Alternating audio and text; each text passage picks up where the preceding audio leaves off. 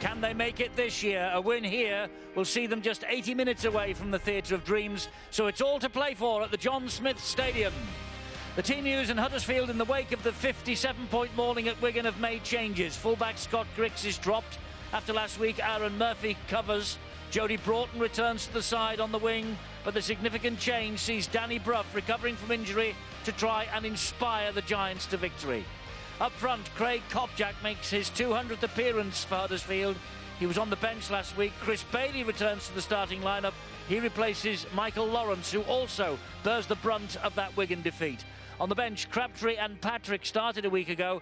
Anthony Mullally makes his first appearance since the Hull game at the beginning of the month. It's same again for the Dragons, and why not after their first ever Headingley win? Many people think Morgan Escaray is unlucky not to have claimed a place in the dream team. You can see why when you realise he's got 46 tries in 50 Super League appearances. Sam Williams was their Headingley hero last Saturday. 2 tries, including the one that won the match in the final minute.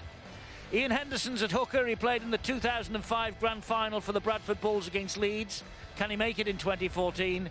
Zeb Taylor got a try against Huddersfield in round 6 in their first win of the season, a result which signalled the beginning of the Dragons' campaign in many ways. And on the bench, Eloi Pelissier makes his 100th appearance for the French club.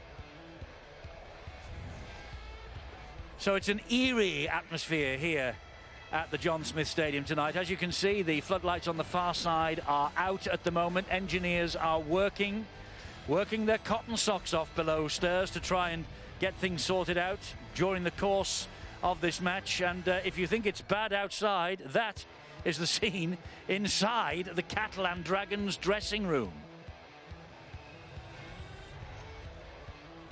Well, the crowd have all been moved over from the far side to this side of the ground. And come what may, I think we'll see an exciting match. Gregory Muniz leading out the Catalan Dragons. They will take inspiration from 2009. Then Huddersfield had finished 3rd. They'd lost at St Helens. The Dragons had beaten Wakefield, having finished 8th of the last year in that year. And the Catalan Dragons won here by 16 points to 6.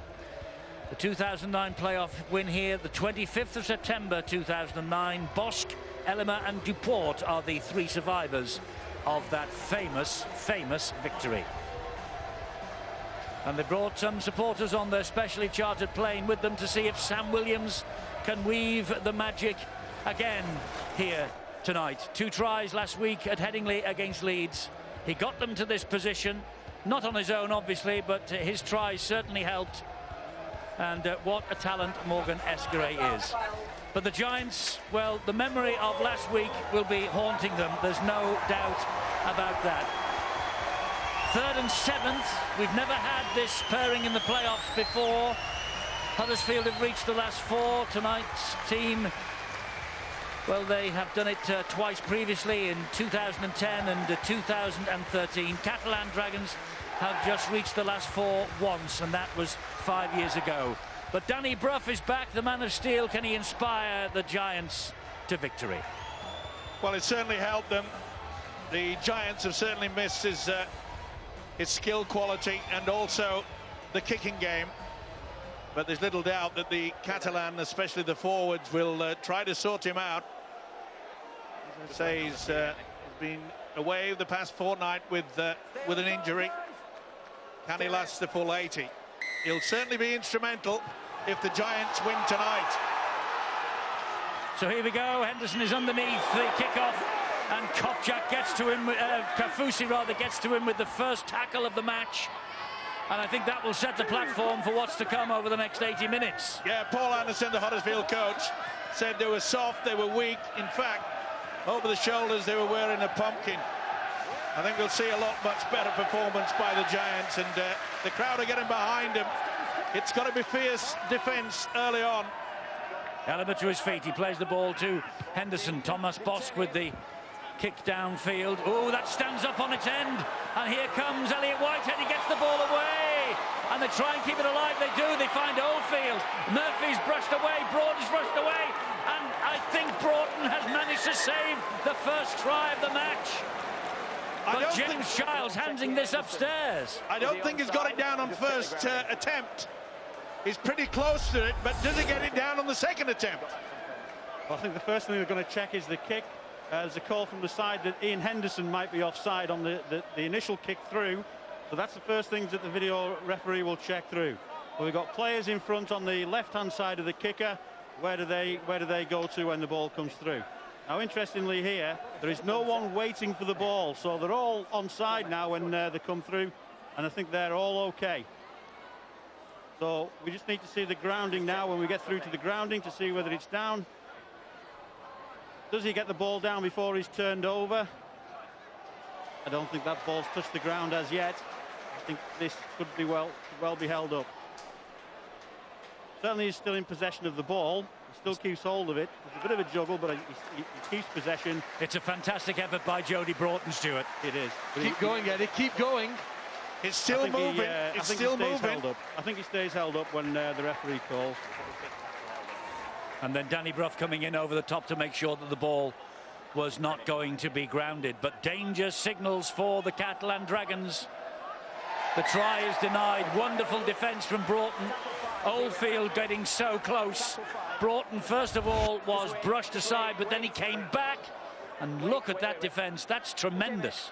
Well, if Huddersfield needed a reminder about playoff intensity, about making sure that on board every second of the match, we just had two examples in the last minute or so. Great take by Cudjoe, and he gets him away. That's good running. Very quick thinking indeed. Well, they were put under the cost for the Giants, and it was a great defensive effort to stop them. Oh, that's strong defence. That could be dangerous as well. Yes, he was lifted then, was Brett Ferris, and he was put almost on his neck. It wasn't a penalty for that, as Muniz and Ferris continue the debate. The penalty here is for offside. Well, it appeared to me, though, he was taken above the horizontal. Well, Leeds sent a lot of traffic last week at Thomas Bosk, and that's again who he runs at. But it's Bosk who picks him up, gets him off the ground, and he is put into a dangerous position. That probably should have been a penalty, but it's play on, and it's the Giants they're looking to score and redeem themselves from last week.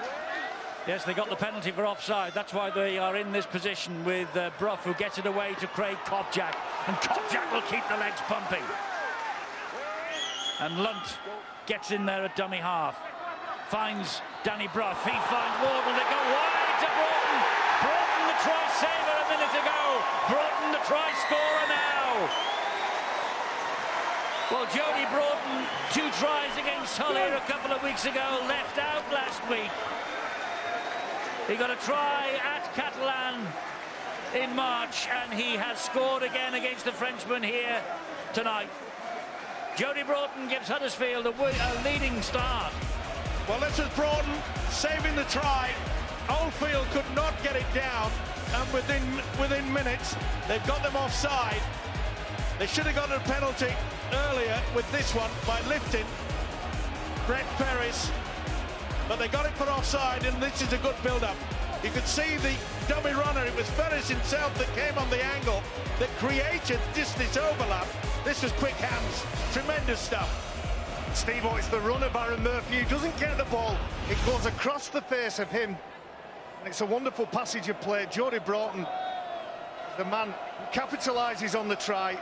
Rugby league's all about getting 2 attackers facing 1 defender, and Huddersfield did that excellently then. And Brough, does he add the extras? No, he doesn't. It just drifted over the wrong side of the post at the very last moment, just swerved away. Huddersfield lead, though, 4-0. What a start by Broughton. Saved the try and then scored a try. Yeah, this is a good link, though. And that's the one thing that Huddersfield have been missing, is the ability for Danny Brough to make sure. And he picked out Joe Wardle, who gave the final pass. Looks pretty cool and calm about it, does Paul Anderson. But he knows how important that early try is. Yes, he was confident his team would respond, and respond they have in the opening 4 minutes of this playoff encounter. And this is a run from McGilvray. There's the St Helens Brains Trust just watching on. Nathan Brown is there. Eamon McManus was there. Mike Rush, the chief executive, was there, and Eamon McManus will tell him who St Helens will pick. They hope to beat to get to the grand final. It follows this match live in our studio here at Huddersfield tonight. And the man that's just played the ball, he'll play an important part as well in the home outfit. Chris Bailey. He really knows how to just take it over the advantage line. Non-stop performer. Well, they're playing with a lot more vim than they did last week against the Wigan Warriors at Huddersfield. Jody Broughton again seeing the ball and being brought down in the tackle. Attacking Thomas Bosch. Gregory Muniz there to help that, though, in defence. And Brough will hoist a high kick. And Luke Robinson's after this. The ball has bounced. It's bounced back Huddersfield's way. Been palmed back to Kafusi. Kafusi tries to get the ball away. He does. Whitehead, though, gets to the man who received it. It was Aaron Murphy. And that will be the turnover 20 metres away from the Catalans' line. Well, the high kick from Danny Brough created all sorts of problems for the Catalan outfit. And I must say, they didn't look all that really confident of defusing that high bomb. I must say, though, that Huddersfield's tactics, absolutely superb. Paul Anderson knows that it's such a big pack this French outfit have, that they're getting the ball out wide very quickly indeed. Steve-O, they did that last week against Leeds to great effect. We saw a couple of breaks, and one of them in the warm-up show where Sam Williams broke the line. Huddersfield are combating that by getting up quick, not just at ABC, as you see on the shots there, on the edges as well, shutting those players down. Note in the book for Laurent Freycinou as Henderson scampers away from dummy half. That's the last tackle then for Huddersfield, the Dragons rather. Expect the kick from Thomas Bosch. It's far too deep, though, is that. But you could see he got the backspin on it. Made sure that the toe got to the bottom half of the ball, but just a little bit too strong. Well, that's two kicks, aren't they? Two attacking kicks inside your opposition half. One was caught in goal by Cudjoe, the other one's gone over their ball line. In 6 minutes, I think they need to improve the accuracy of those attacking kicks if they want to win this game, because you know that Danny Brough won't let their opponents out that easily. Well, they had their best ever playoff win at Leeds last Saturday, did the Dragons. They're fancying their chances of extending their 4-match winning sequence here. But at the moment, it's the Huddersfield Giants who are dominating the possession, dominating the game, and dominating the scoreboard. And Brough, whoa, that's a charge down, and it's 6 to go, and he gets the ball away. Forward pass. Oh, that is a shame. Just couldn't realise it, Ferris. Charged down, took it through. It's a desperate shame, Steve-O. That's the gamble. That's the risk that you take.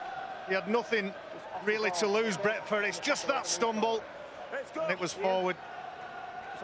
And of course that wasn't a free play because he was a charge down, so there was no knock on, so therefore they don't get the advantage of going back for the scrum. It's Catalan head and feed.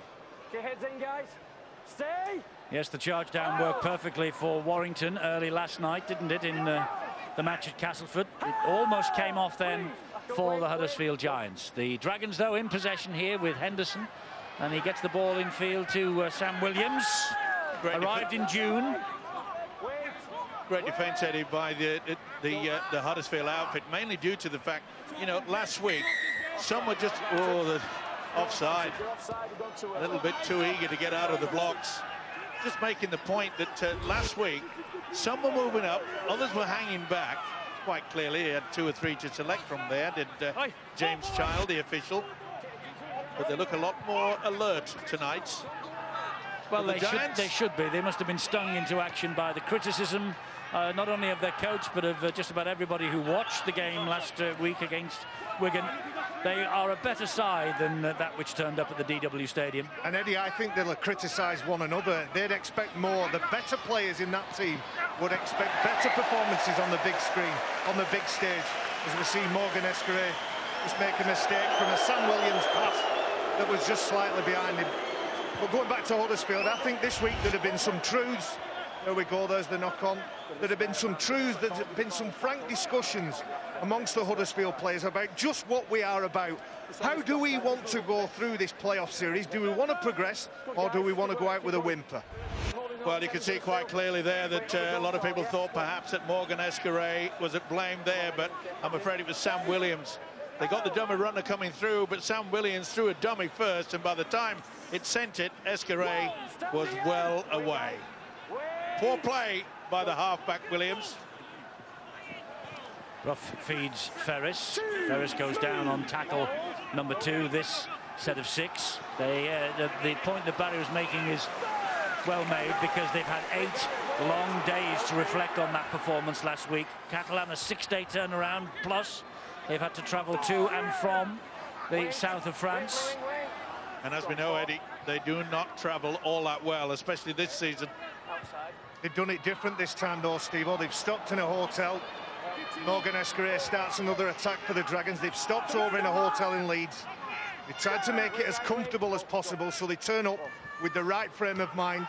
And I think the opening 10 minutes or so, I think Huddersfield are edging it, not just on the scoreboard, but in terms of enthusiasm and energy. Henderson waits. The dummy half gets the ball away to the left-hand side to Williams. He then gets it into the arms of Zeb Tea. And Huddersfield will know the danger that he possesses. And this man, Louis Anderson, that's a great offload to Elima. Elima takes it forward again. That's exactly the style, Eddie, with which they were successful last week. Offloading the ball, keeping it alive. They beat Casper in the last game of Super League by offloading the ball and backing up the man in possession. They won last week in the playoffs, and that's a pretty good kick the third time he put one in, but it sadly rolled too far. It was a heck of a gamble by Murphy. Was it ever? He just realised at the very last moment that someone was moving into him. Just got it there. I was going to say they did well to recover from that, but Oliver Elima, he plays that ball, he looks for a confrontation. I think he's play acting and throws himself on the floor. Catalan Dragons can do without that. They need to be composed and controlled and play the proper game. Sean Lund at dummy half as Kopchak played the ball to him. That's not the best from Danny Brough. Straight into the arms of Michael Oldfield. Oh, and look at this from Oldfield. He's had a fantastic season, this guy. He knows all about playoff footballs. He was in the Rooster squad that won last year's NRL Grand Final. He didn't play in the final series, but he was watching closely from the sideline before he came to Super League. And there he is. Tremendous run. Great stepper. Got good balance. Now then, will they utilise the blind side? They've done this several times of Catalan throughout this season. Henderson inside the 20-metre zone. He finds Williams. They go wide to Duport. Oh, he slipped one pass. He got the ball away, and Millard has scored. Millard has scored in the corner to level things up here. Daryl Millard, the Fijian international, 98th appearance for the Dragons. They're delighted, the Frenchmen who have made their way up here for this playoff match. 98th appearance. Can he make it to 100? If they get to Old Trafford, the answer will be yes. It wasn't the best kick, was it, from Danny Brough that actually went straight into the arms of Oldfield. And watch this for great balance and great step. I'll take one, then I'll take another. Watch the step again, then he takes two. They finally get to him in the end, but this put him in a fantastic position. And watch Millard's pass. Boy, that's out of the top drawer. One of the best I've seen all season. Yeah, Vincent Duport, not only is he strong and powerful, but that's a wonderful piece of centre play. You go back over the last 100 years, every winger who's played rugby league wants it given to them easy with a try line in front. That's what Duport does here, and Millard gratefully accepts it. Yes, a brilliant pass by Vincent Duport, and well finished by Daryl Millard. He's up to a dozen tries now in Super League. That's 13 tries for Millard in his last 23 games now. And the scores are level, and this kick to come. It's difficult, though, for Thomas Bosk. He couldn't get closer to the touchline on the far side. Not kicking into the breeze here, but kicking into the light.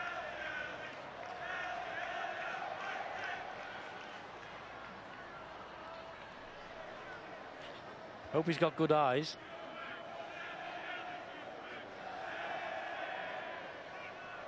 Looks very composed, doesn't he?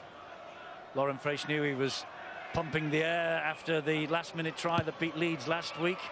And Thomas Bosk just misses it. So close. 4 apiece.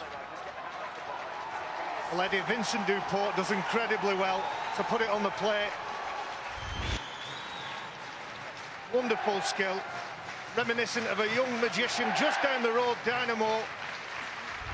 And he waits until the exact second that Jermaine McGilvray looks in at Vincent Duport, then he passes it. Great try, great comeback from the Dragons. Have you got a number for Dynamo, Barry? Because we could do with him tonight. No, well, what you do is you think about him, and he's that good, he turns up. Well, I hope it turns the lights on. That's what we need at the moment. Yeah, Dynamo by name and a Dynamo. Thank you. We'll have that. That's right. But you know, when you think about the ability, we talked there about the pass from Duport, but it was a little jink, that little sidestep that completely fooled Luke Robinson. The penalty here against Brett Ferris, blown by the whistle of James Child. Messing about, he tried to get up and play the ball quickly. Olivier Elima. I was harsh on him before because I thought he was play acting and he threw himself on the floor. That's Olivier Elima when he's his physical best and he's making players muscle up on him to control him. Then he's a positive for his side. Boy, that was a big hit there by Craig Kopchak. That's what they certainly need. The big fella's out there, Big Earl. 14 minutes on the clock. Henderson comes into centre field and finds Muniz. He then finds Williams. That was a knock-on, surely by Tyre. The ball came free, didn't it? They've missed that. Here is Bosk.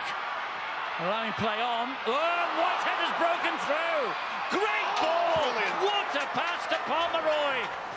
What a piece of skill that is. The referee, though, it might well be chalked off this because of that little fumble, that little knock-on that I'm sure I saw.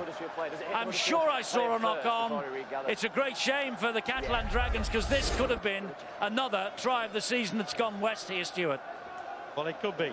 If he got tackled before he scored the try, of course, it would play would have continued.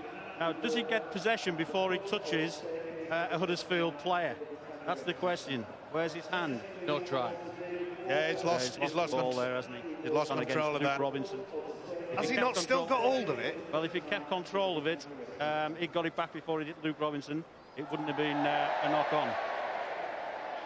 No, he loses control, I'm afraid.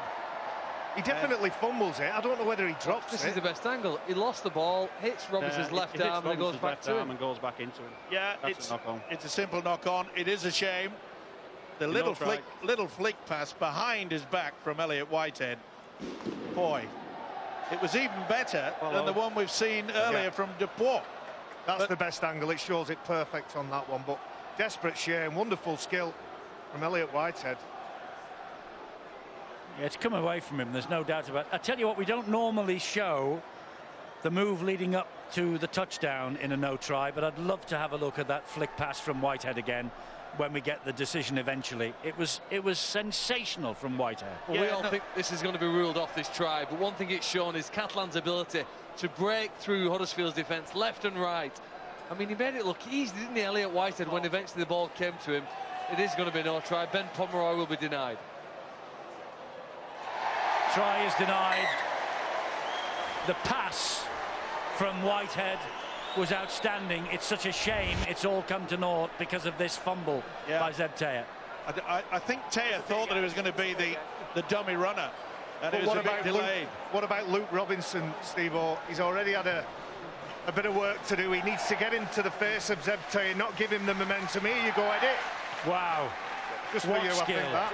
What skill that was from Elliot Whitehead. It certainly was, and you've also given a lot of credit to this fella. He just saw he was running out into the corner and he just flicked it back. He put himself in the right position as well. It's a shame, but they're the rules of the game.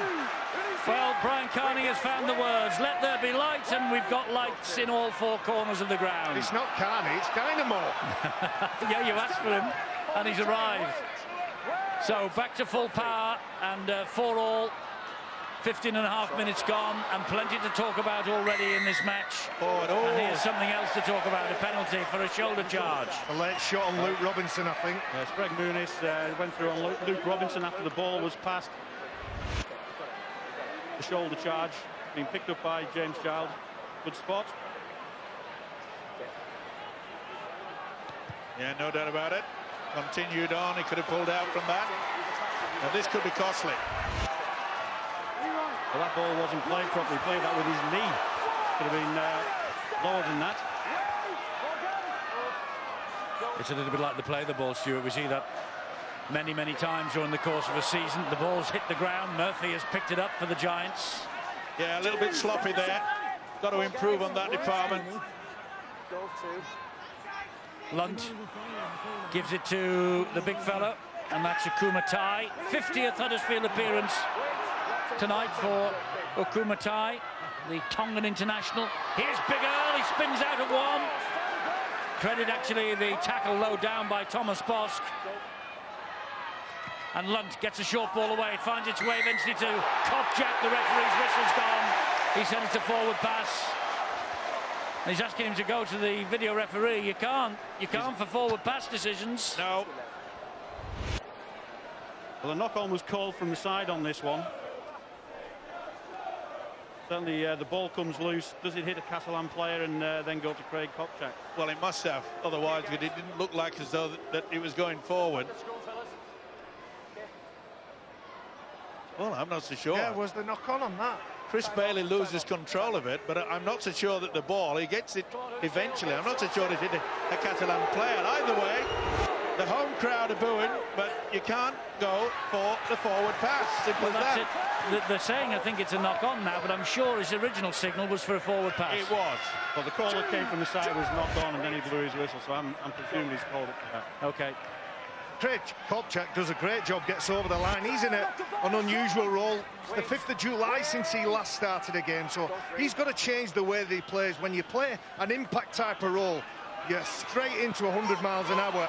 As a starting forward, you need to build your way into the game. Vincent Duport will play the ball. And there comes Louis Anderson. Well, he's run hard on a couple of occasions, Eddie. They've once the first couple of occasions he was pushed back towards his own try line. He's just won that little mini collision and taken his side further downfield with a high kick now for Murphy to deal with. And Murphy does. He sorts that out. Escaray and Elima were sniffing any possible knock-on that would have come. Nothing did. Oof. Oh, that's it. Whoa, he lets him get away with that. Oh, dearie me. Just the first 10 weeks of the season. I wish they'd make their mind up about this. Well, that would have been definitely a penalty the early part of the season. He definitely runs round the man and uses him. He goes round the back, but my point all the time has been he's been tackled straight at the point of where that obstruction occurred, and no advantage has been gained, so why not just play on? But it hasn't been like that all year.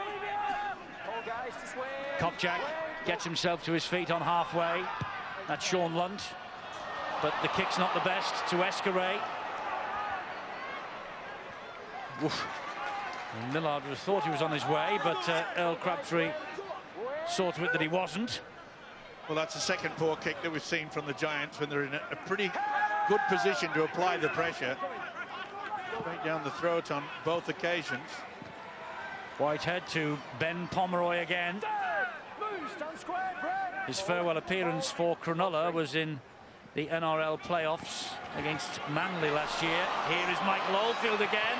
Oh, he's gone through Aaron Murphy. That wasn't the best. And he's got a wonderful try in the corner. An airborne try from Michael Oldfield. And Oldfield, 21 tries for the season now for the winger. And Lauren Freysenou's men, they started a bit slowly, but boy, they have got to the pace now. And Oldfield's try gives the Catalan Dragons the lead.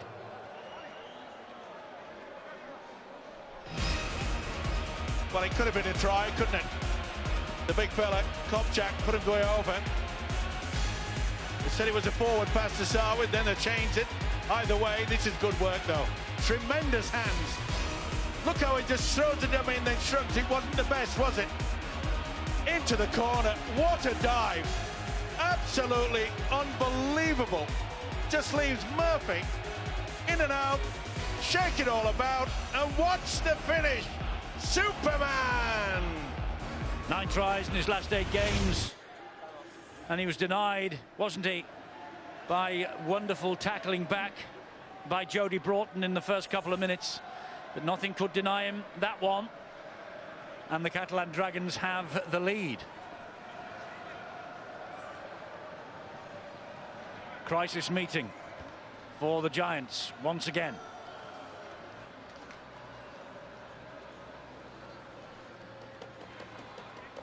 Well, he's got the response that he wanted from last week, Paul Anderson. In the middle of the field, I would agree, Eddie, he has, doesn't it? Physically in the middle of the field, they're competing. Out wide, they're being exploited.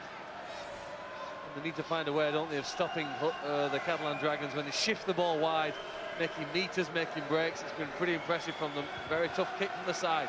It is a tough kick from the side. I mean, Aaron Murphy won't like to see that attempted tackle again. But the try still took some scoring, and the goal takes some kicking, and Bosk is obliged. And suddenly tables have swung dramatically. The Dragons are ahead by 10 points to 4. They're out for a party. The boys from the south of France. Well, this is just good play, Eddie. Catalan through Ian Henderson, see that they've got the numbers, and it's great hands from Elliot Whitehead, who's had a tremendous season over on the right edge for the Dragons. He catches it and passes it all in the same movement, creating the space. You're right, Aaron Murphy won't want to watch that too many times, but it's a great finish from a wonderful player. Well, it's certainly showing the skills, isn't he, Michael Oldfield? Remember, it was Oldfield's run from the wing side. Oh, another great offload. They're building in confidence now, the Dragons. Well, they said they had some momentum coming into this. The Catalan Dragons have shown what a brilliant opening quarter. Look at the defence. They've made 99% of the tackles. They've made far more ground. 5 breaks to just 1 by their opponents. That's a very, very impressive opening set. And key performance indicators getting it spot on. A 6-point advantage to the Catalan Dragons, and that's what we've got. And here is Gregory Muniz. Tries to go inside Lan Patrick. Henderson and Bosk will hoist this kick high. Murphy pouches it safely this time, and then sets off on a little run. Important tackle that was by Sam Williams, by Elliot Whitehead. Now the problem for the Giants, can they get into a pretty good position? Make sure when they get the kick and chase away. It's been very poor. Remember, the last 2 kicks we've seen from Huddersfield have been right down the throat of the Catalan player. They've got to make sure it gets over that whitewash. They could do with focusing a little bit more on the play of the ball. You see how slow the play balls are for the Dragons. That means that as soon as players in the Giants shirt are catching it, the Catalan players are making that tackle. Another slow play of the ball makes the kick even harder. Angled crossfield kick from Danny Brough, but straight into the arms of Millard on the left-hand side for the Dragons. And then the pass into centre field. Oh, and you've got to tackle this fellow low. Oldfield is making hay while they go high.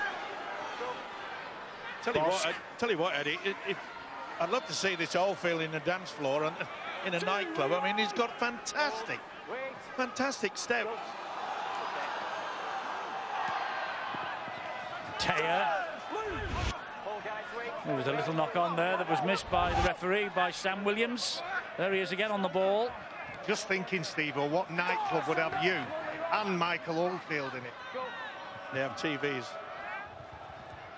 A Bosk to Whitehead. They're coming down this right-hand side again.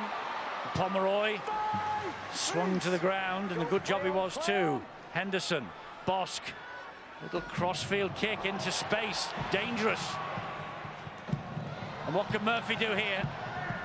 I think he's already touched the whitewash. Robinson, I beg your pardon. It's Luke Robinson. Yeah, Robinson, and I think Robinson's foot, when he took that ball, I think the left foot just hit the whitewash. Either way, they've caught him in goal. Keep your eye on this one. Ooh, close, isn't it? Centimetres. You know, they've scored 9 tries this year, the Catalan Dragons, from goal line drop. It's situations just like this, they would love to make it 10. And unless there's an improvement here in Huddersfield's defence, I think the Dragons could get over. I really do feel that when they shift the ball wide here, he needs a lot of distance on this kick, and they need to chase and restrict the ground that the first few carries make. Here's Lima trying to get him up as close as possible. As he makes 15 metres, does Lima, with that first rush from the goal line dropout. Is Bosk. And this is the substitute, Benjamin Garcia. Well, the Catalan side as well, their hooker, Ian Henderson, is controlling things out there. He's really getting over the top of his opposite, Sean Lunt. And I'm sure that Paul Anderson, the Giants coach, will get the message out. Come on, we need a little bit more action in and around the play the ball area. Williams. Oh, not the best. It's a wayward pass. It's picked up though by Millard. Robinson was on him in a flash.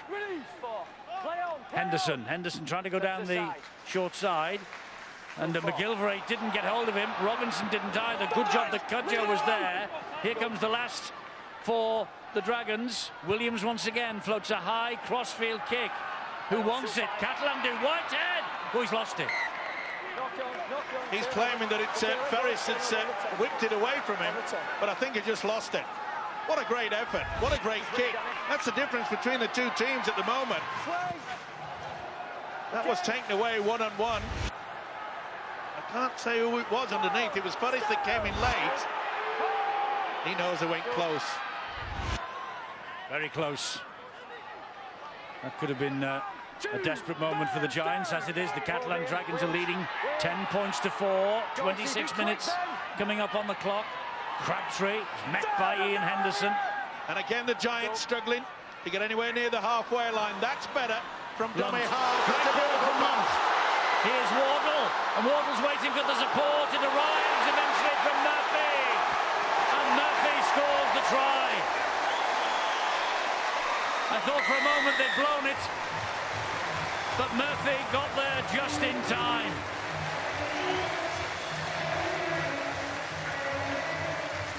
Aaron Murphy, he got his 50th career try against the Catalan Dragons here in the win in July. Tries home and away against the Dragons last year, and this is an important one. Well, they went so close, didn't they?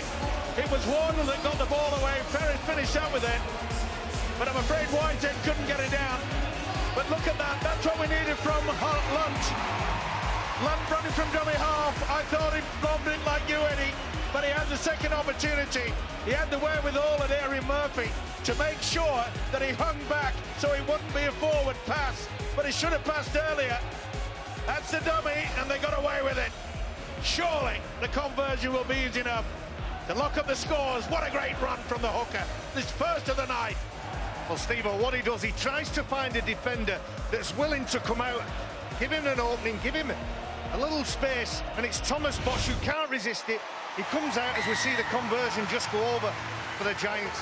It's a great passage of play under a period of time where they were under some stress, under some pressure, and to come away with points after pressure through Aaron Murphy's try, comes into the game. Scott Greight's left out of the side. Murphy's come in and he said back up the middle and get on the end of things, and he's certainly done that for the Giants. And it was thumbs up from Sean Lunt. It was his money ball, there's no doubt about that. You say it's a great passage of play. It's a very good playoff contest, this.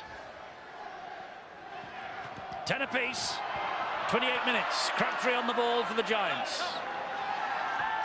Just goes to show you, Eddie, that you know, if you can get the hooker controlling it, up until that point, we hadn't seen anything from Sean Lunt. I think it comes down to the play the ball as well as Steve-O. Sean Lunt can only go when he's got that fast play of the ball. He's got a broken field and a broken line to go up. He needs the big dogs in the middle to do their job. Well, Bailey's pass is wayward. Crabtree was first to react. Good job too, because Sam Williams was hunting it, as was Zeb Teya. Lunt and Ukumatai. Can they get any kick pressure on the left foot of Danny Brough, because that's where this ball's heading. Brough with the left foot, hammers it downfield, straight to Morgan Escaray. Oh, and Escaray didn't look particularly keen on trying to return that ball with any interest. Well, that amazed me. As soon as he received that ball, he was looking for someone to help him out. And I just get the impression he may be coming to this game with an injury. He certainly doesn't look the speedy player that we've seen throughout this season. But this Huddersfield side have got to make sure that they're kicking. You know, that's 4 kicks gone straight down the throat. And that's not what we normally see from the likes of Danny Brough.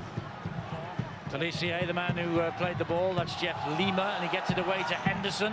Henderson then keeps the movement going, but only just. Bosch picks up the pieces. He was first to react. Then there's a hole there for Garcia to exploit. Here comes the last one for the Dragons, and it's with Bosch again, right-footed, into the corner. Murphy claims it. I did really well then. He gave a nice strong call, Aaron Murphy. That's the reason McGilvray almost turned to shield him from the onrushing Catalan defenders. He's a good player, Aaron Murphy. Very underestimated, I think. Solid defender. Apart from the occasion, he missed the tackle for the try. Well, I wonder whether there's any change of mind amongst the St Helens contingent. The club call follows this match. That's much better there from Danny Brough, but it's allowed the chase to get to him as well. Morgan Escare's run down a blind alley here. Steve-O, if you were St Helens, who would you pick? I'd pick whoever wins here tonight. I wouldn't touch Warrington with a barge pole. Well, it's either Warrington or tonight's winners that they can select. There would have been a time when St Helens would have gobbled Warrington up, wouldn't they? They said, yes, we'll take them, because Warrington simply couldn't beat them at one stage, but not anymore.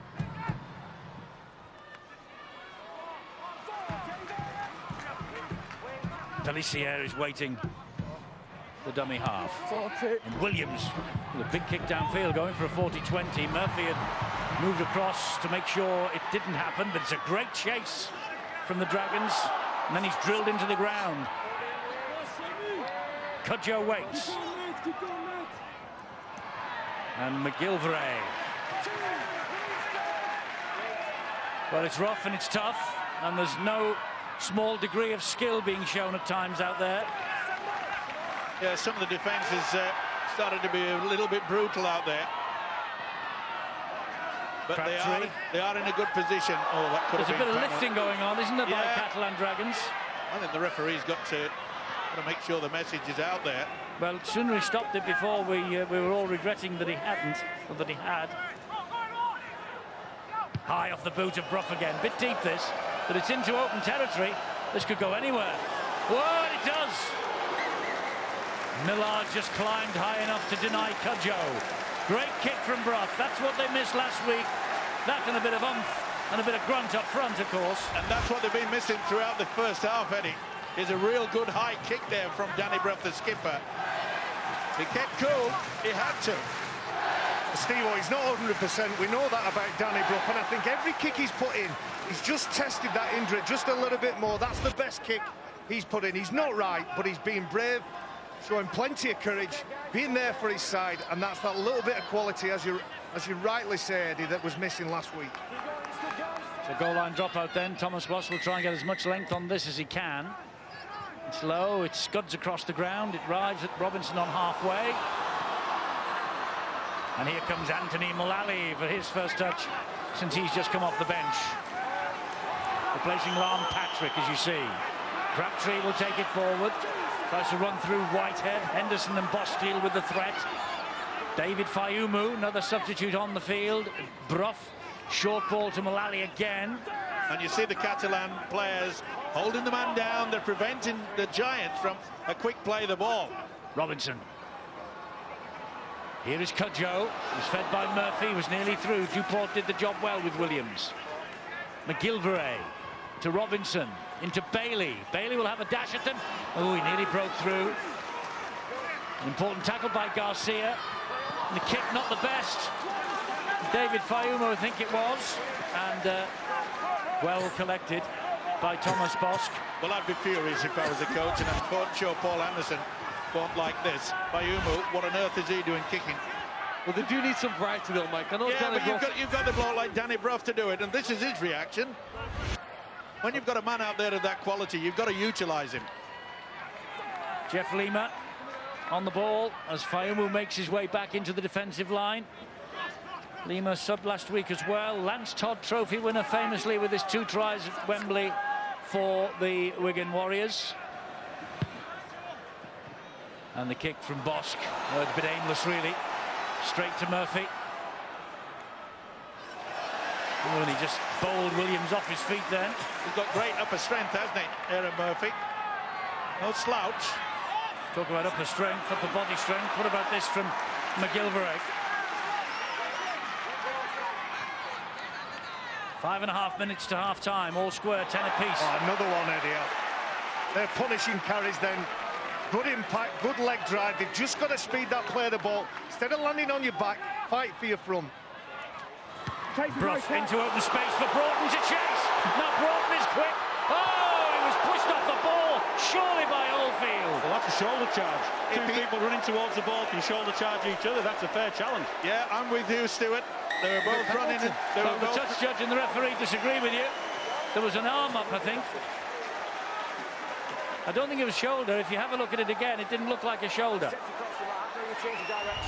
He changed direction. Great kick, though, wasn't it? Danny Brough. That's his job. Oh, I think he's been badly done to. Oh, that's a shoulder charge.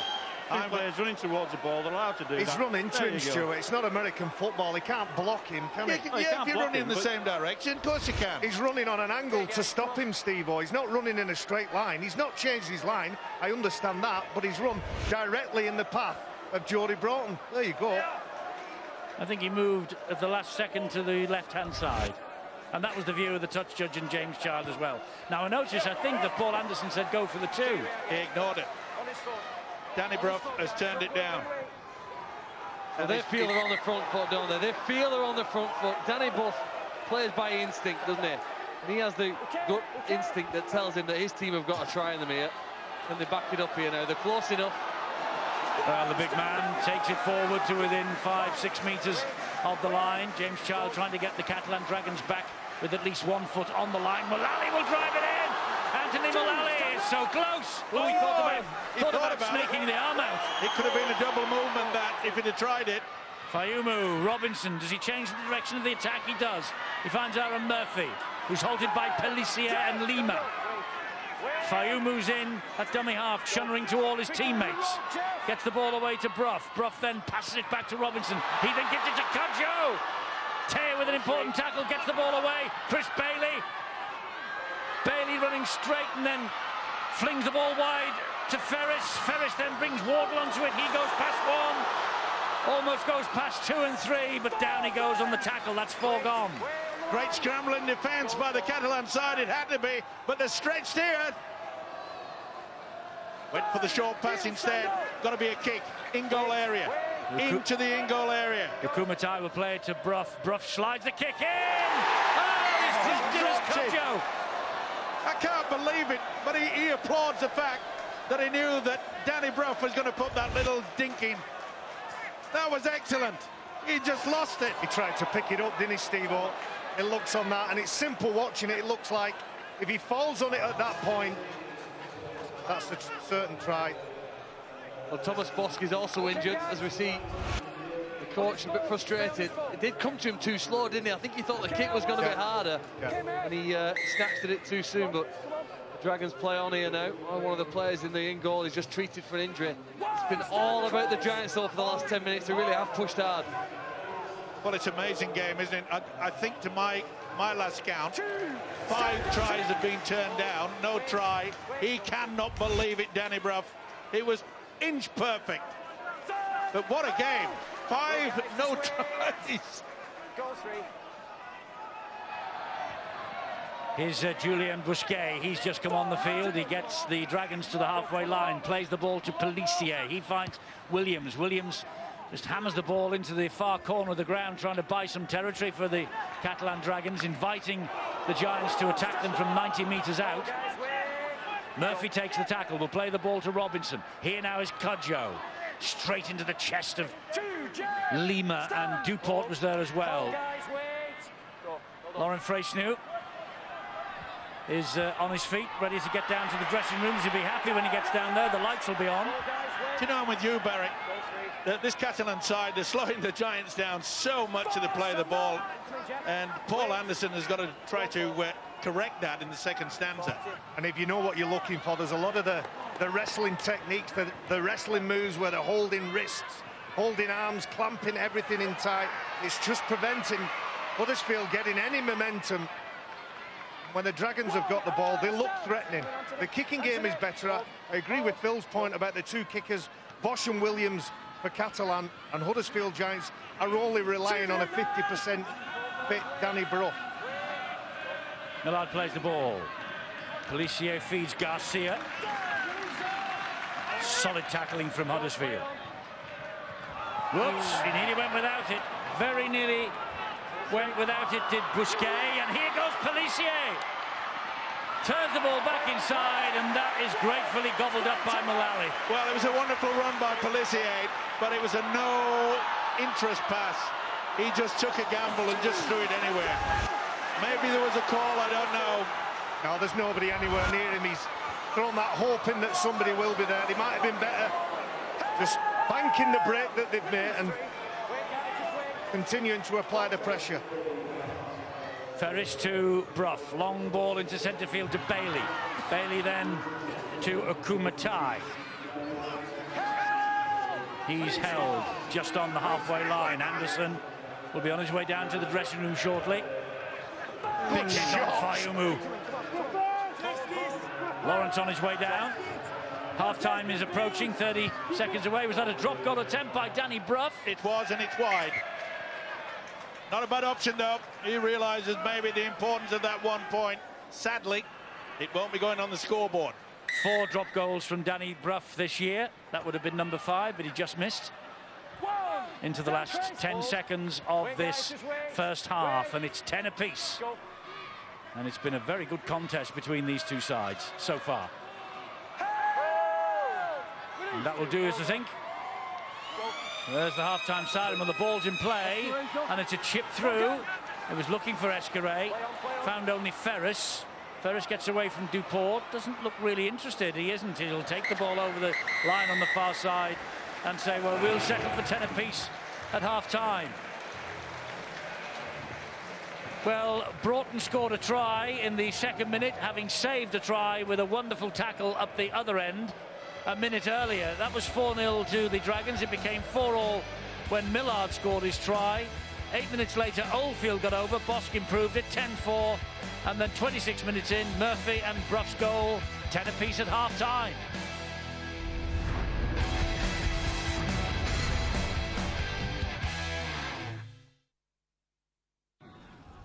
Has he got downward pressure? I think so. The UEFA Champions League. Live on Sky Sports. At Sainsbury's, we're changing the way we set our prices to give you good deals and good regular prices too. Price. And we're rolling out our new approach on thousands of other products too, to give you lower prices even when there isn't a deal.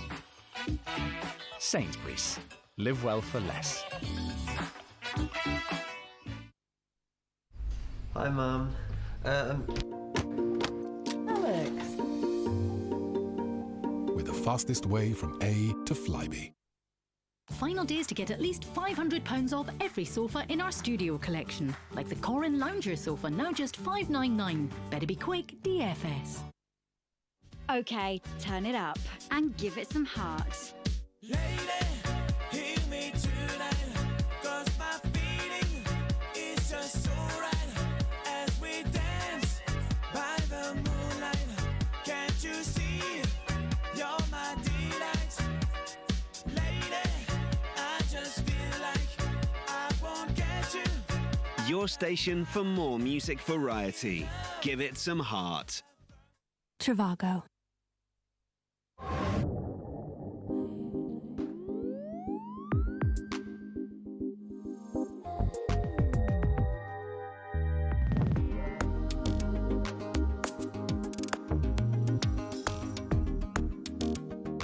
Premier Kinetic from Seiko.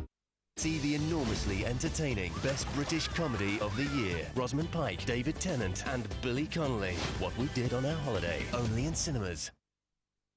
It wasn't too long ago that some people were tempted into buying mortgages that weren't really right for them. Sometimes borrowing more than they should. TSB want to help people borrow well. That's why they do their best to help their customers choose a mortgage that suits them at a cost they can afford. And why with a TSB mortgage, millions of people could be thousands of pounds better off. My name is Akash Odedra. I am a dancer and choreographer. Growing up, I was always made to feel it was not right to be a dyslexic. I had a lot to say, but it was very difficult to put into words, so I danced stories through my body. Sky Academy's mentorship offers the sense of freedom. Often when you get any financial help, it's quite restricting. But what's really interesting is having a mentor which really nurtures you to flourish and grow. Sky Academy, helping young people fulfill their potential. Has he got downward pressure? I think so.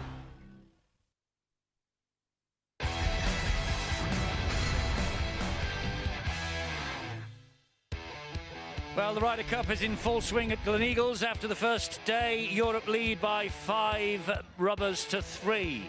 And tomorrow, day 2 is live with more 4-balls and foursomes from 7 o'clock in the morning on the Sky Sports Ryder Cup channel. And tonight, in the same place at 10:30, you'll be able to see highlights of the opening day's play. And there were some highlights, believe me. That's at 10:30 on Sky Sports Ryder Cup.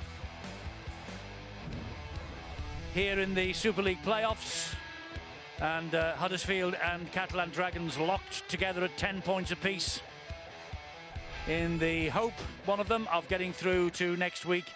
And the club call decision from the St Helens club via the chairman, Eamon McManus, will be made immediately after this match. But there's 40 minutes that lie ahead for Paul Anderson and the Giants. The second consecutive season for Paul Anderson, top last year, Coach of the Year, third in 2014. A tip for relegation with the Dragons after losing the first 5 rounds. The World Cup, where they provided the bulk of the French squad, was a hindrance. Now they look like they're timing a run to Old Trafford to perfection. 10 apiece, all to play for second half. Brian and John. Yes, thanks very much, Eddie. An exciting first 40 minutes of playoff rugby league. I think the two very entertaining sides, certainly on the evidence of tonight's performance. I'm going to take you back to the very start of the game and the involvement of Jody Broughton. First in defence, John, and then almost immediately in attack. Yeah, brought back into the side this week and immediately went about justifying that selection. 2 bits of footage we put back to back for you. It's going to be pretty obvious what they are, really, I thought. The bounce undid the back 3, although it was a well-weighted kick. Beautiful pass from Elliot Whitehead. But then have a look at Jody Broughton just scooting around the back and just focuses on the ball. He gets himself underneath and uses his body strength to turn over Oldfield and give himself half a chances, which is what he did. The only thing I'm going to pick out from this piece of play, OK, so you've got Pomeroy, and at first glance, Pomeroy's departure from the line looks a little rash. However, if we run this onto the point of the pass, you've got a front runner, which is covered, and you've got Murphy, who's the back runner, and then you've got the other option or other options for Brough in Wardle and Broughton out here. Now, this is the left side attack of Huddersfield that we featured, we spoke about before the game. Now, of the two, I would suggest that is the more frequently used ball, certainly, well, the front runner or Aaron Murphy, and the option to hit this back runner here is the harder, lower percentage play that's more difficult to execute. But you're against Danny Brough here, one of the best. That's a beautiful ball. And he's actually thrown that without knowing that Pomeroy. He's taken a gamble of his own as Brough, because he's gambled on Pomeroy taking the inside man. You can see Michael Oldfield as well look at Pomeroy and say, well, why did you fly in like that? He had to take a gamble. He rolled the dice. It didn't come off for him. But the Catalan Dragons themselves, they hit back shortly afterwards with a try in each corner of the field. Shows you the ability they have to spread the ball, John, both sides of the pitch. Some superb rugby. It's been a pleasure watching them this year, the Catalan Dragons in particular. Yes, the riposte came 8 minutes later, and it was simply 2 passes, the first one from Henderson, the second one from Williams, that gives him the option on the outside, and that's another beautiful ball. And subtlety from Duport, who you usually see as a steamroller. And so calm as well, so calm. And on the other side of the pitch, that made this was a lovely little piece of subtle play from dummy half, because it's 3-on-3 at the start of this play. So you've got 3 here and 3 Huddersfield players, the third's just out of your picture. So he has to manufacture the overlap. You keep your eye now on Henderson at the base of the ruck, and he gets out, and he makes sure that he commits the Huddersfield defender before he lets the ball go on. It's really, really smart play. Good hands off the back of that, and then Oldfield. Little rash, I thought, from Murphy. We tried to cut down the angle, but perhaps went a little too hard. And what about that for a finish? Spectacular finish. That made it 10-4 to the Catalan Dragons. The Huddersfield Giants hit back. If Ian Henderson created that try out of dummy half, it was Sean Lunt who created the riposte from the Giants. Yeah, we're just going to show you this again. Have a look at Sean Lunt coming into the base of the ruck now. He has a little look just there at what's going on at the right-hand side edge. Goes out, as Barry McDermott says, looks for the man who's going to commit, looks for the man who's going to open up a little bit of space. And he tried his hardest, did Wardle, didn't he, not to score that try. Took the wrong angle. He needs to be taking the full-back away, doesn't he, and committing him. But they got the try nonetheless. 10-all at half-time. They were behind at half-time last week and went on to winning. Headingley, can they, with parity, go on and win here at the John Smith Stadium? 40 minutes of playoff action. We'll have the answer for that, Eddie. Yeah, we will. It's an important question that needs to be answered as well. The Huddersfield supporters here hoping that they can make it from third, and the Catalan Dragon supporters hoping that they can make it in this, their 6th playoff campaign. Well, for Huddersfield, some encouragement. Wigan made it to the grand final from third in 2003. The Bulls, the Leeds and the Saints have too. Let's see what's in store for us in the next 40 minutes then.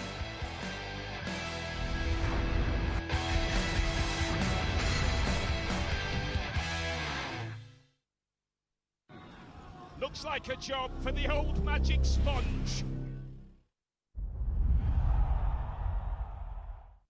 So what should your current account be? Useful, rewarding, innovative.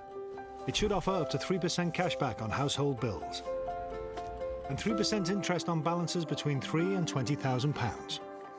So that's what our 123 current account does. Be a part of the 123 world. A world of benefits available to 123 customers. Simple, personal, fair. It's what a bank should be. At GoDaddy, we understand it's tough running your own business. The hours are long. It's not easy finding new customers. we're here to help. GoDaddy is the world's largest domain registrar. We have the right domain name for your business or idea. And GoDaddy's affordable website builders gives you the tools to build a website to stand out online. To attract more customers. Plus, free 24/7 award-winning customer support. Visit GoDaddy or call now and get a free domain with Website Builder for only £1 per month. Are you sitting comfortably? Ah, Jeff. Come and see our bonding demonstration.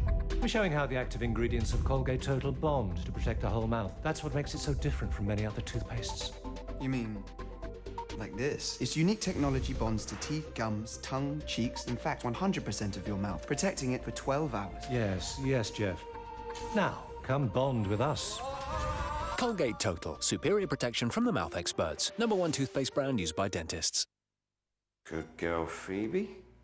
Nice and calm today.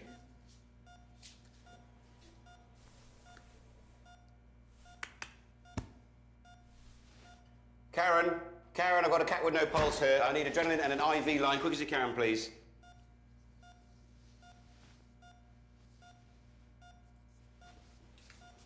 See you tomorrow.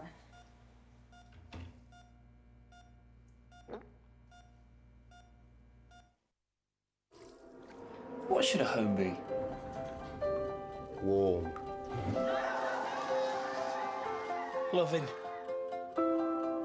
Individual. So what should a mortgage be? Helpful, competitive, rewarding. It should give our current account customers £500 off booking fees and offer a great fixed or tracker rate. Plus, if you're a 123 current account customer, get 1% cashback on your Santander mortgage payments. Simple, personal, fair. It's what a bank should be. This September, Europe take on the USA in the Ryder Cup. And you can watch all the drama on Sky Go. Whether it's on your tablet or your smartphone, don't miss a moment of the greatest team competition in golf. It's Europe's Ryder Cup. Watch the four balls, foursomes or final day singles. Whenever you want, wherever you are. Are you kidding me? The Ryder Cup on Sky Go. Sky Sports, your home of sport. Whenever you want, wherever you are. Looks like a job for the old magic sponge.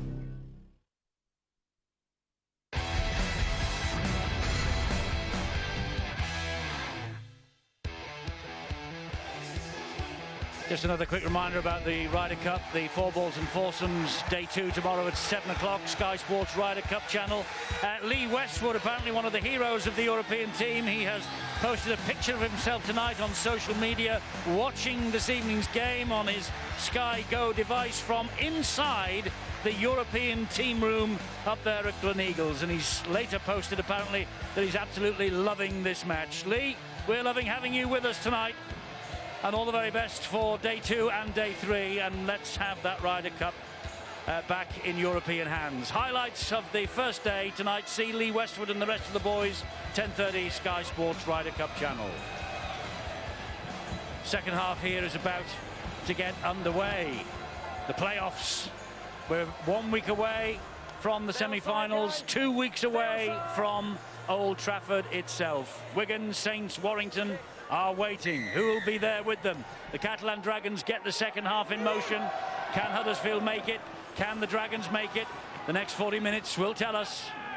Yeah, the opening 10 minutes as well is going to be important for either side. Both the coaches realise that if they can just make that clean break, score the try pretty early, it may just eject the opposition. The heads may go down. It's so close between these two sides.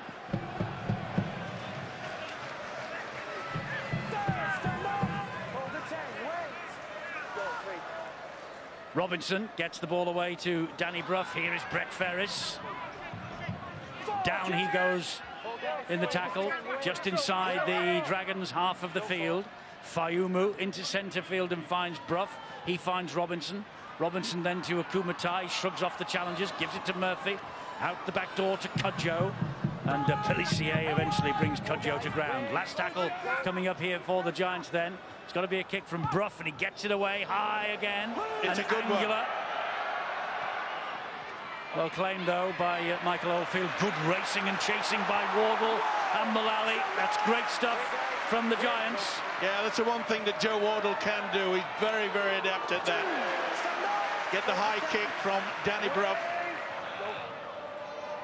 Now, can they keep this defence pretty solid? And that is solid. It is. That's 3 tackles gone, only 4 metres made forward, as you can see.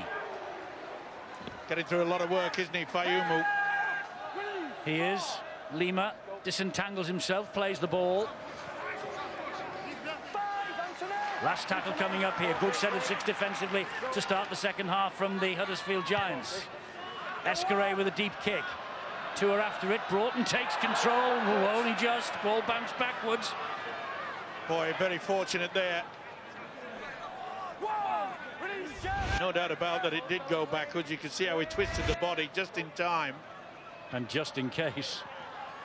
Ferris. Solid defence now from the Catalan Dragons on show. It has to be as well. We know the ability of Brett Ferris out on that left-centred area. But they've done a good job on him so far. It's Brough again. Bringing Robinson into it, and then he gets it away to Akumatai. That was good defence by Catalan. You could see no one was going to take the dummy. No one came out of the line. Very controlled indeed. Mullally. This will be another high kick. Yes, Robinson's there, but so too is Danny Brough. He's further back. It's with Robinson. Gives it to Brough. This time it's along the ground and in between the full-back and the winger. Collected by Michael Oldfield. Look out, Huddersfield, you've got to keep hold of this fellow. You know, the most common way of getting the ball in rugby league is when the opposition kick it to you. Hence, the accuracy of the kick and the difficulty of it is very important. And you've seen some difficult ones put through, but their chase hasn't been up to the standard that would get us side to the grand final in this match. That was good work by Daryl Millard, and you can see they're in a pretty good position now. This is the time where the Catalan can now start putting the pressure on the Giants. This is going to be a good run, and then maybe the high bomb, or will they go for the corner? Busquet will take this ball forward a couple more metres, goes down, tackle number 4, middle of the Huddersfield half of the field with Williams. He's taking the line on. He had 2 on his right shoulder there, waiting for the pass to come. It looks like Escaré. No, he's going to put it up to Williams, to Thomas Potts, sorry. And that's gone high, and Whitehead's hunting that. That's well claimed by Jody Broughton. And Jody Broughton now is away for Huddersfield. He's broken the first line of defence. He's too quick for this defence. He's too quick for Escaré, is he? Wonderful 100-metre try for Jody Broughton, his second of the match. He has not given it yet. Well, I think they'll refer this for an escort on the catch at the other end of the field. I think Elliot Whitehead was run off the ball, and I think that's what they're going to be looking at. Well, they gave one of these, didn't they, in the first half the other way. So if they're consistent, if it is there, if it's evident, maybe they might have to chalk this off. Here we go, Stuart. Does he run in a straight line? Does he just block Elliot Whitehead going through? I think it's pretty clear there that he does. Yeah, it takes him out. I think that's a clear obstruction. No doubt in my mind, it shouldn't be for the video referee either. If he wants to block the player coming through, he's got to be like, is it Ferris that's there? He's standing there first. He can't move once the player's coming through. He's got to be there first. Well, that was even worse than what we saw with Michael Oldfield, so this should be wiped off, and it is. No try. That's a shame for Jody Broughton. It's a shame for Huddersfield. Danny Brough isn't convinced. He's having a word with James Childs. It comes back, but you can see clearly he's just worked off the ball. He gives himself away as well, Eddie, when he actually makes the infringement. His head's down, his body language is telling you, I've done something wrong. When the other tries have been chalked off, Eddie, in the next 60 seconds we've tended to see a try scored by the side. Now, Catalan are going to get a penalty here and have a great chance of striking. When you think there would be a score at one end, well, very often this game has gone end to end, and it's gone score for score so far. Will they go for two? It looks as though they're going to tap it. There's a long way to go in this second stanza, and he is going to take the two. For the 2 points on offer. It could have been a 6-point advantage for Huddersfield had they kicked a conversion, but it now could be a 2-point advantage to Catalan if Thomas Bosk kicks this goal. Bill Arthur's got half-time news for us. I think Danny Brough and James Childs are going to have a running argument for the remainder of the second half. Danny Brough furious about that decision, and he was chipping away at the referee all the way back as they came back for this penalty attempt by Thomas Bosk. Two coaches, Anderson and Fraser, pretty satisfied with their team's efforts in that first 40 minutes, both looking for the same thing in the second half, and that is better ruck speed to give them the ability to dominate this game, because nobody is doing that just yet. Catalan with the opportunity to get their noses in front, though. Yes, Thomas Bosk, 2 goals in a 16-6 win against Huddersfield here in the playoffs of 2009. And Bosk kicks the goal, and that's 2 successful kicks from Thomas Bosk here in 2014, and the Dragons lead 12-10. You know, it's a bit of a gamble taking the 2. Yeah, they've taken the lead, but as Bill's mentioned, there's no doubt about it, he's taken the man out. Whitehead had no chance to be involved in that play. Well, the more you look at it, the more you wonder why Danny Brough is continuing the discussion with the referee. Well, the point that I'm going to make, Eddie, is the fact that whilst the skipper, Danny Brough, is complaining, chuttering away to himself, maybe a quick tap by Catalan, they could have finished up with more than just a 2. They could have finished up with a 6. Because when you get a captain that's not concentrating on what's happening, and rather than just having a go at the referee, lack of discipline gives the opportunity, but they've got the 2. Perhaps it's just the fact that he's had to run 100 metres downfield before he got brought back, because there's no argument with that one. Oh, here's a forward pass. Never. Here's a forward pass decision by James Child. Well, it must have come from the touch judge. Yes, it came from Tim Roby on the side. Alessia's jumped out to the right, he's thrown it back across the ruck. Quite clearly that's forward, Phil. He passes it on one side and he catches it on the other. Comes out of his hands forward, doesn't it? Just shows you the difference of opinion about forward passes. Well, that's why we don't go upstairs for it, isn't it? And, well, this could be a glorious opportunity, and should be. This is where the coach, Paul Anderson, should get the message out. That's silly play by the Giants. Oh, and that's even sillier. Well, you're right, Steve-O. Huddersfield Giants need a composed Danny Brough. They don't need Danny Brough playing like his head's on fire and everything that goes against him is a personal attack on him. The line from Joe Wardle is an unforgiving one. Did he not run straight through the line, though, Stuart? Did he not continue the run? Well, that would be the question that the referee would have to answer. Does he get through the line before he goes round the back? I think Joe Wardle's actually dragged the player in before he goes round, and that's probably what the referee's seen and given the obstacle. Well, the instructions given, the Catalan Dragons now on the front foot. That was from the very first tackle, of course, in that set of 6 for the Giants. Bill? Just a quick word. Danny Brough is being told by his own teammates to calm down. Joe Wardle, who was penalised there, has just been imploring him just to cool it and not get tangled up and get distracted. Yes, his coach was talking last week about the players getting pumpkin heads on. Well, at the moment, Danny Brough has got his hot head on. There's no doubt about that. And also an improvement in the passing from Sam Williams. A couple of the last couple that he's offloaded has been to people who have virtually stood still. He does this awful little dummy before he releases the ball. There's a kick, though. From Williams, which is too long.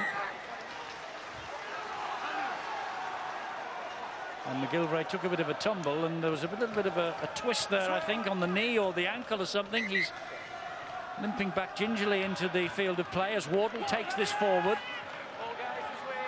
He's all right, the trainer just having a word, making sure. And Kopjak will try and bring it forward. It's a physical encounter, all right, this, isn't it? This will be just up Barry McDermott's street, this. It certainly is. He always enjoyed that sort of play. I've enjoyed the battle in the middle, Steve. I think the packs are both going at each other, and both coaches have picked it up. It's the speed of the ruck, the speed of the play of the ball. It's all the nonsense after the tackle is committed that's preventing that speed and prevented the open play we like to enjoy.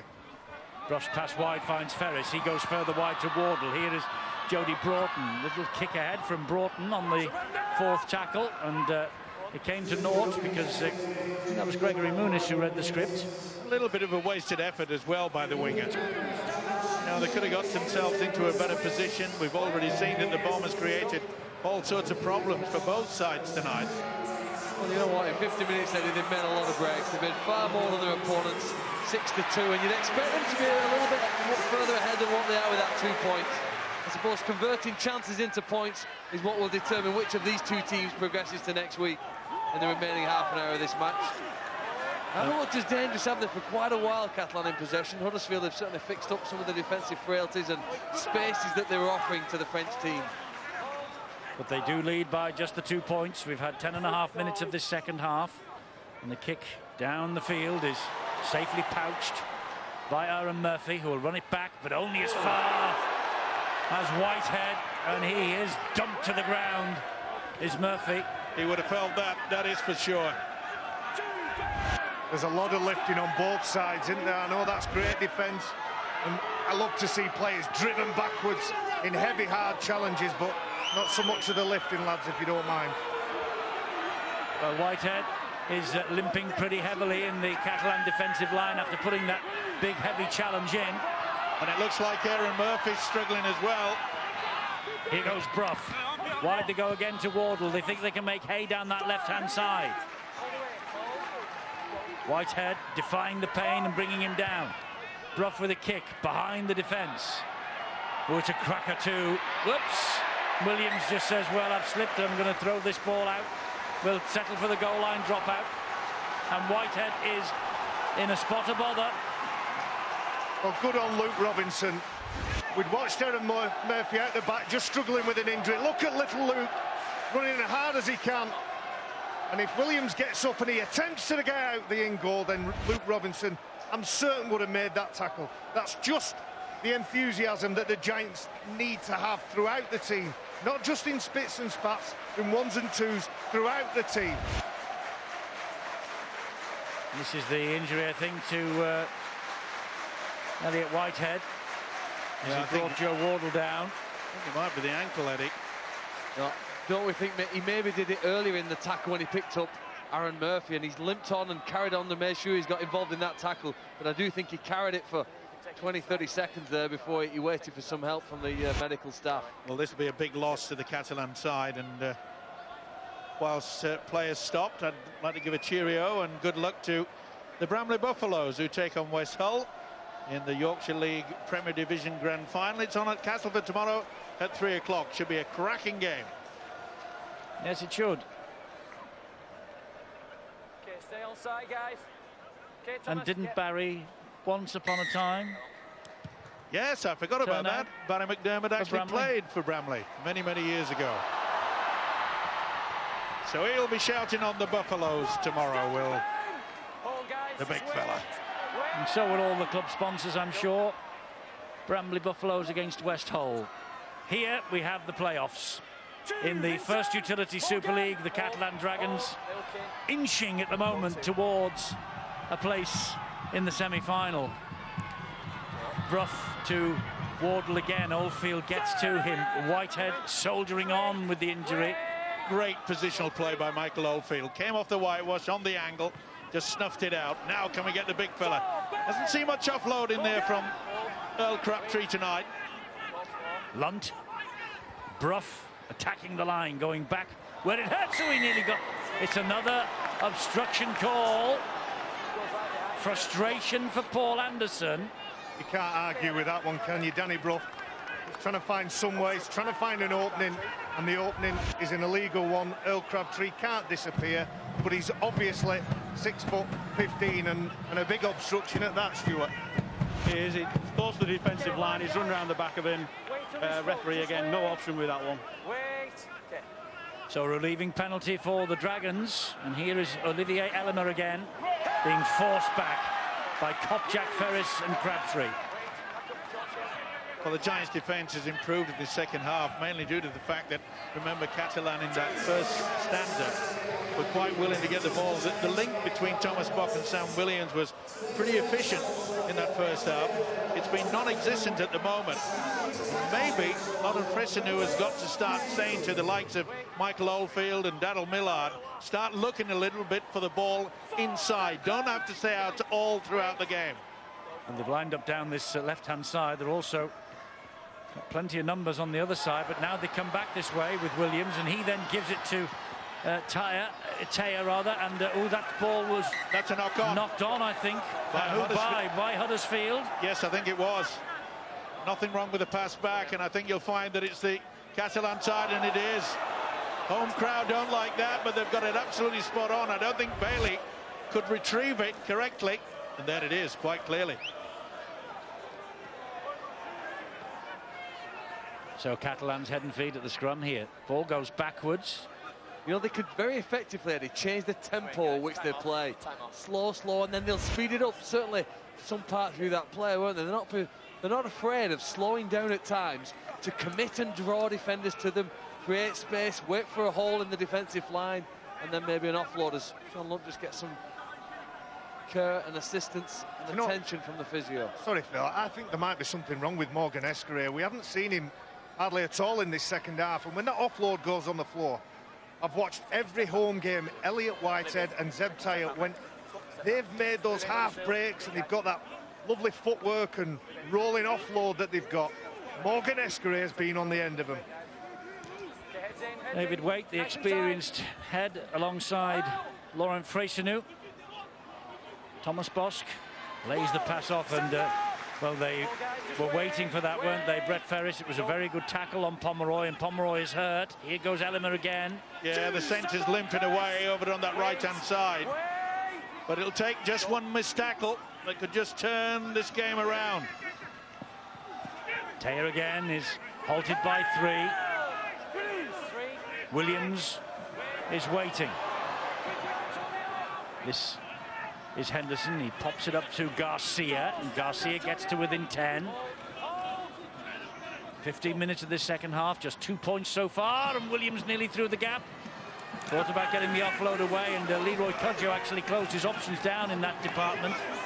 Williams will play it here to Henderson. Henderson then to Bosch. Bosch just drops the ball onto the foot.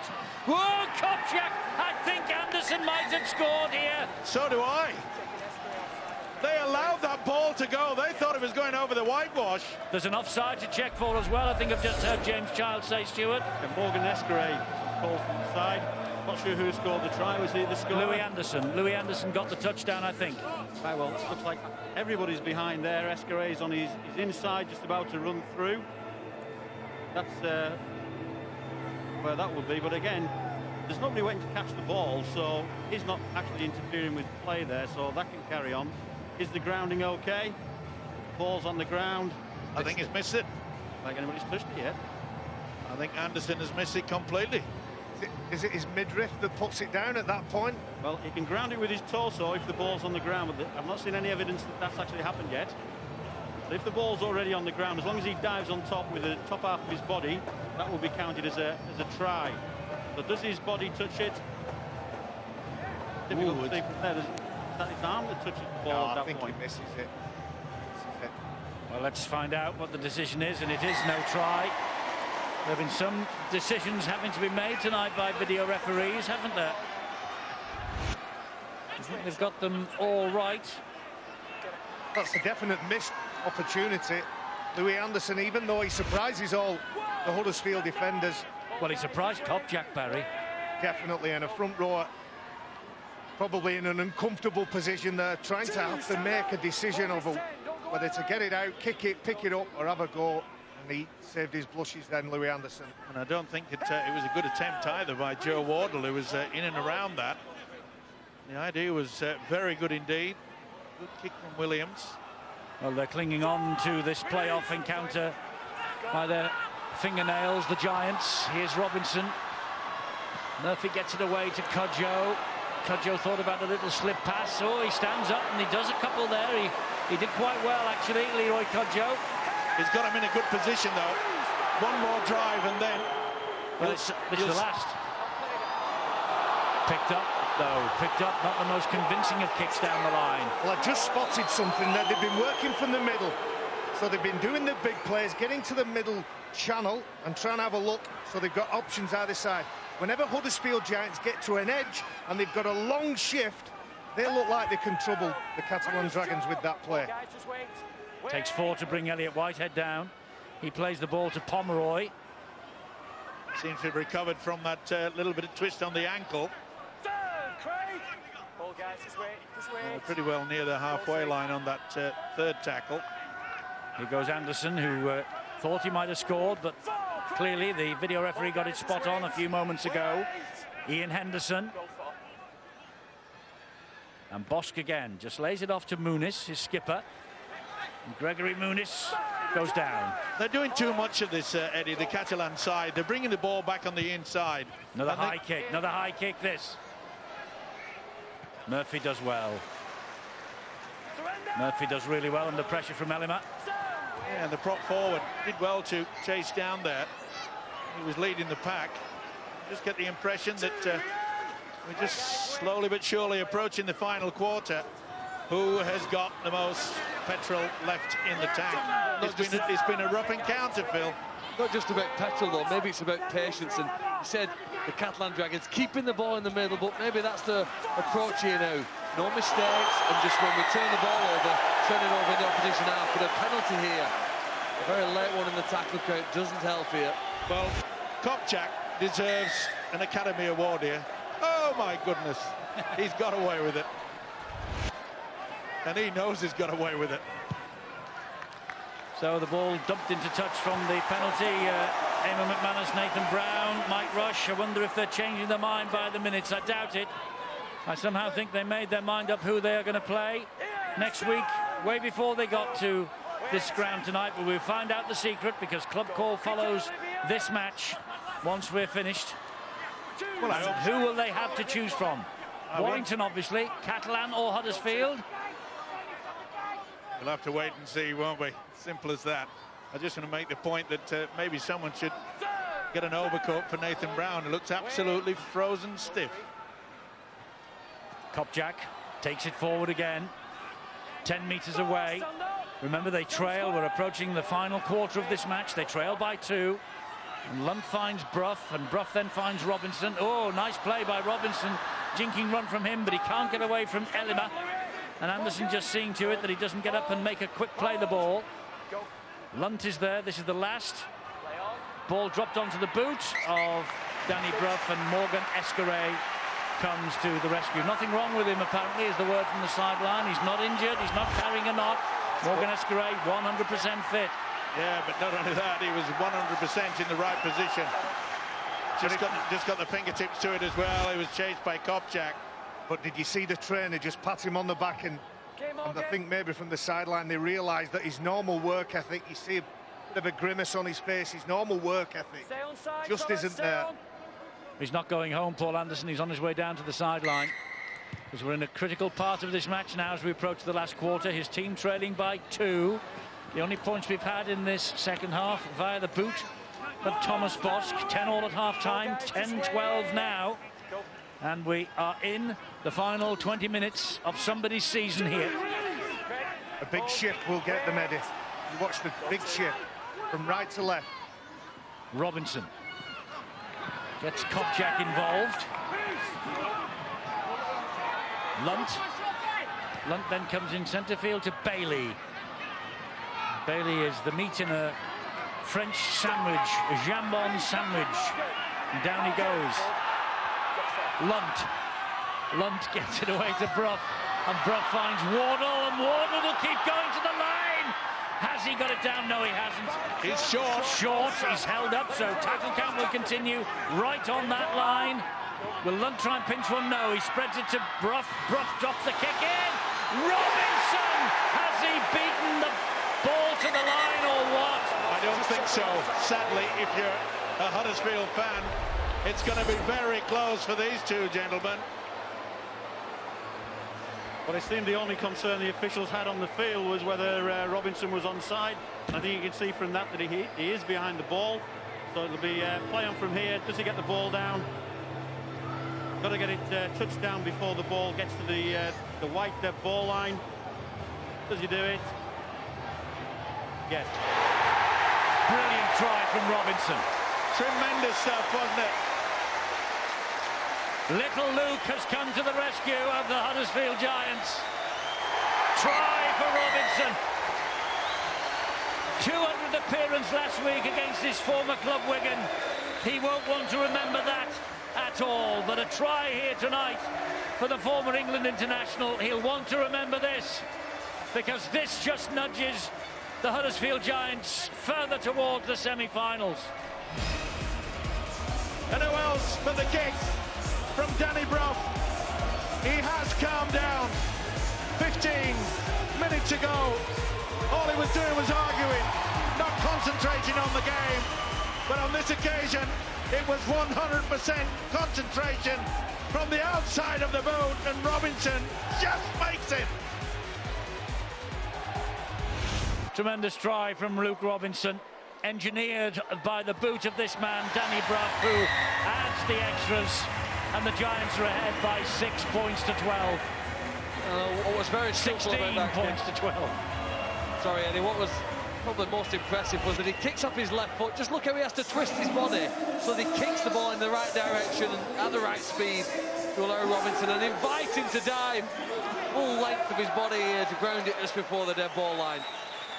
Well, no doubt it's a good kick, but my mind goes back to when Luke Robinson chases down and puts pressure on Sam Williams to get a goal line dropout for his team. He does that all day, every day, Luke Robinson, and gets his 6th try of this season as a reward. So can they hang on to the lead? Well, that's the biggest problem. They really shouldn't be thinking about hanging on here, Eddie. Well, Catalan held on to their 2-point lead for 15 minutes. Yeah, they can't go negative, though, the Giants. They've got to start making a little bit progress, get into a good position. They've got to calm down, keep cool.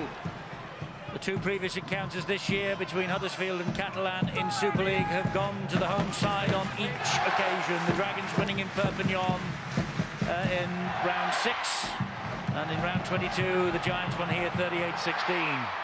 Both games were a little bit more open than this.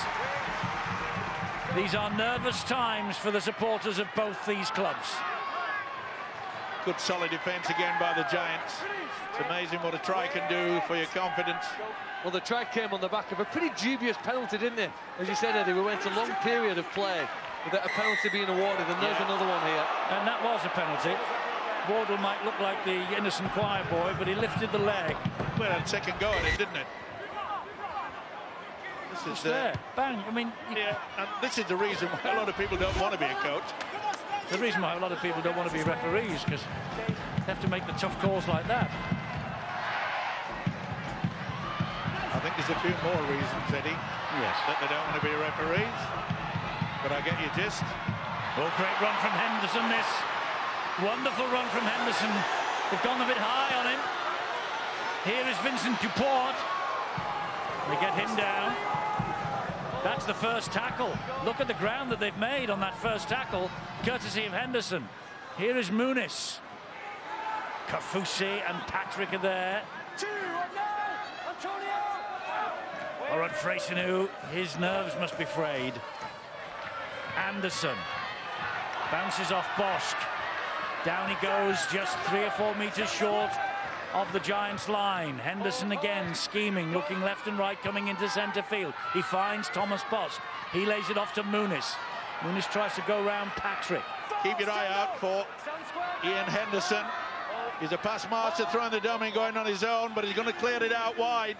Williams, there was the dummy. He's changed the direction of the attack again. He didn't go around his own man. Very quick thinking. Now will Henderson. Will he kick? Surely they'll go for the dribble. They have from Bosch. They're all after this. Oh, and I think Danny Brough got an air shot on that. No, I think he did it on purpose, Eddie.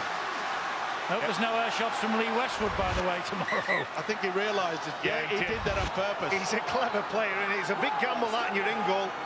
We already saw Louis Anderson almost get a try, but you'd put your house on that being on purpose. Great carry from McGilvray. Oh, and a great offload too from Jermaine McGilvray to Robinson. Here's Cudjoe. Gets away from Millard, gets away from Williams. Under the tackle from Terry, gets it eventually into the arms of Patrick. Huddersfield coming home with a wet sail, are they? Well, they're playing the ball a lot quicker, more urgency. Lunt did well. Wants to get on and play it, which he does now to Robinson. He finds Brough. Brough slides the kick in. Big chase on here. Ferris is after this. And it is Oldfield who carries the ball over the line. It stood up for him, Oldfield. He had no option. It's come to life, though, as Danny Brough. He's got over the sulks. He's got over the arguments with the officials. And now he's concentrating on the job that the coach, Paul Anderson, has given to him this season. And that is the responsibility of the captain. And now he's playing like a captain. He's controlling the game at the moment. Fourth goal line dropout that Huddersfield have forced. Bill. Eddie, Catalan just suddenly looking a very weary side. 1 or 2 players with their hands on their hips as they regroup that goal line dropout. And Elliot Whitehead still out there, despite the fact he's got a bang on his knee. He's run that off, but he's not moving smoothly. But he doesn't want to leave the field. There's just 13 and a half minutes of the season to go for the Dragons. Could be better. A good run by Akuma Tai. And this, again, is where Huddersfield just have to camp down there. Oh, great run from Kopjak. Kopjak makes a half break, pulled down by Ian Henderson. Sean Lunt, quick play the ball, that's what they needed. Here's Brough. Oh, and there was a miscommunication there, misread. Yeah, he was looking for the dummy runner, but I'm afraid the dummy runner did an impression of Old Trafford. He needed soft hands, didn't it? The round baller was a great header. It's a knock-on, but it could have been a knockout, Eddie. Had they caught the ball and scored here, you sense there was very little energy left in the Catalan Dragons. They're now with a 4-point lead. They're still in danger of being hit by an interception try or an amazing play. We've seen the Dragons score some brilliant long-range efforts this year. And we remember what happened at Headingley just last weekend. A try in the last minute from Sam Williams. Beat the Rhinos at Headingley for the first time ever.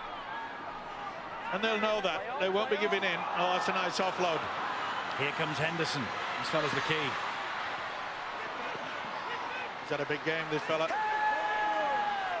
Goes down eventually, but it was a good carry to 10 metres away from the halfway line. Composure, that looked that a was high high shot. From Kopjak it was. Duport took that one underneath the chin. Silly play, just lack of concentration. No good making contact at the upper eye on the shoulder. It's where you finish up. And that's what the officials see. Well, if ever the side we're wanting to try to give Catalan the opportunity to win this game, it's got to be the Giants at the moment. Henderson, 20 metres out. Elima. They're 11 metres out now. 2 tackles gone, 4 in this set to come. Bosch on the inside to Busquet. Good work from Kopjak. Snuff that out. Henderson waits again. Back it comes fairly slowly to Williams. This is Whitehead carrying the knock, as Bill told us. Lost a little bit of ground there. Escaré, moment for him. Well, he passes the ball to Williams. Williams then lays it off to Muniz. Muniz will take it forward. Still taking it forward and still gets to the last tackle. Henderson on his own, throw the dummy. No, he's gone out wide again. Bosk with a high kick, looking for the big man out wide. Oh, the ball is dropped, and it is Pomeroy! And Pomeroy scores for the Dragons. That one doesn't get referred upstairs. And the Catalan Dragon supporters go crazy, and Laurent Freysinou tries to hang on to his emotions. And Ben Pomeroy has levelled the scores here at Huddersfield. And it all came about by a silly high shot by the Giants. Why on earth would you want to do that when you've just taken the lead, starting to control it? The kick from Bosk is superb. Palm back there. And they've done it again. Remember, it was only seconds remaining against Leeds last week.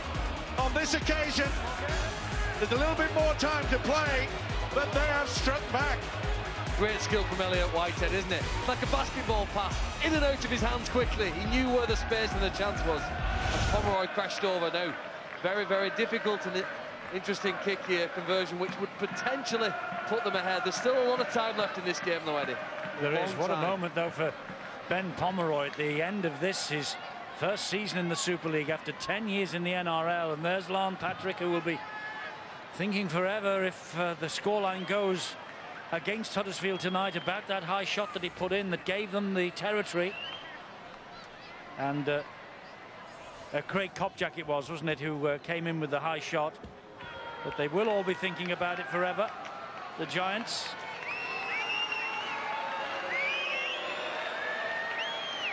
Now then, Thomas Bosk. Massive kick. Massive kick this to give them the lead. And he has kicked it as Thomas Bosk. Remember the match we saw up in Hull earlier in the season when Thomas Bosk couldn't buy a successful kick. Well, he's just kicked another one here. Well, what an amazing turnaround. That was in round one. Here we are in the playoffs. Beautiful kick into the corner. Whitehead does the business. And Pomeroy finishes it off. Oh, Huddersfield have got the ball back. Great work.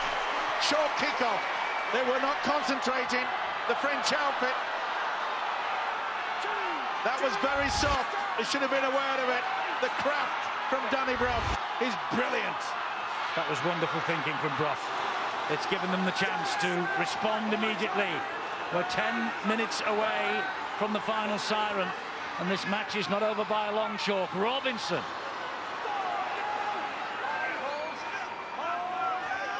Can they do it again? Can they come from behind again? Here's Lon Patrick. Plays the ball. Back it comes to Brough. He slides the kick in. Played up by Whitehead. Picked up by Murphy. 6 to go. 6 to go for the Giants. Sean Lunt. They go wide again to Wardle. And look where they are after just 2 tackles. They can't watch the Giant supporters. Keep calm. They don't have to panic.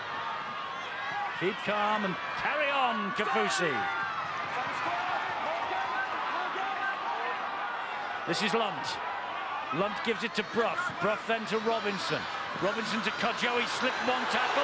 Gets it away to McGilvray. Good tackling back by Williams. He did well, McGilvray, to keep his legs away from that line there. Here's Cudjoe again. This has got to be another kick. Who's going to take it? Well, they're going to give it to Danny Brough, aren't they? Well, eventually, because he is in centre field. Oh, Lunt has gone for it himself. He's held up. Held up. That'll and be that's the turnover, you're right. Well, I'm not so sure that Paul Anderson, the Huddersfield coach, will have been happy with that. Paul Lunt's not too happy with the way that he received a little bit of treatment, bit of a facial while it was going through. But why on earth did they not go for the kick? It's been so effective over the last 10, 15 minutes. Well, Escaré is certainly injured now.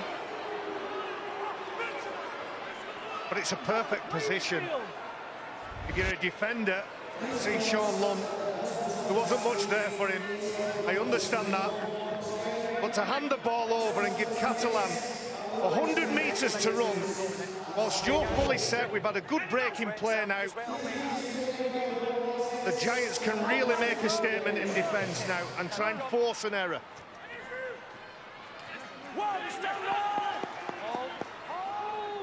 So 8 minutes to go.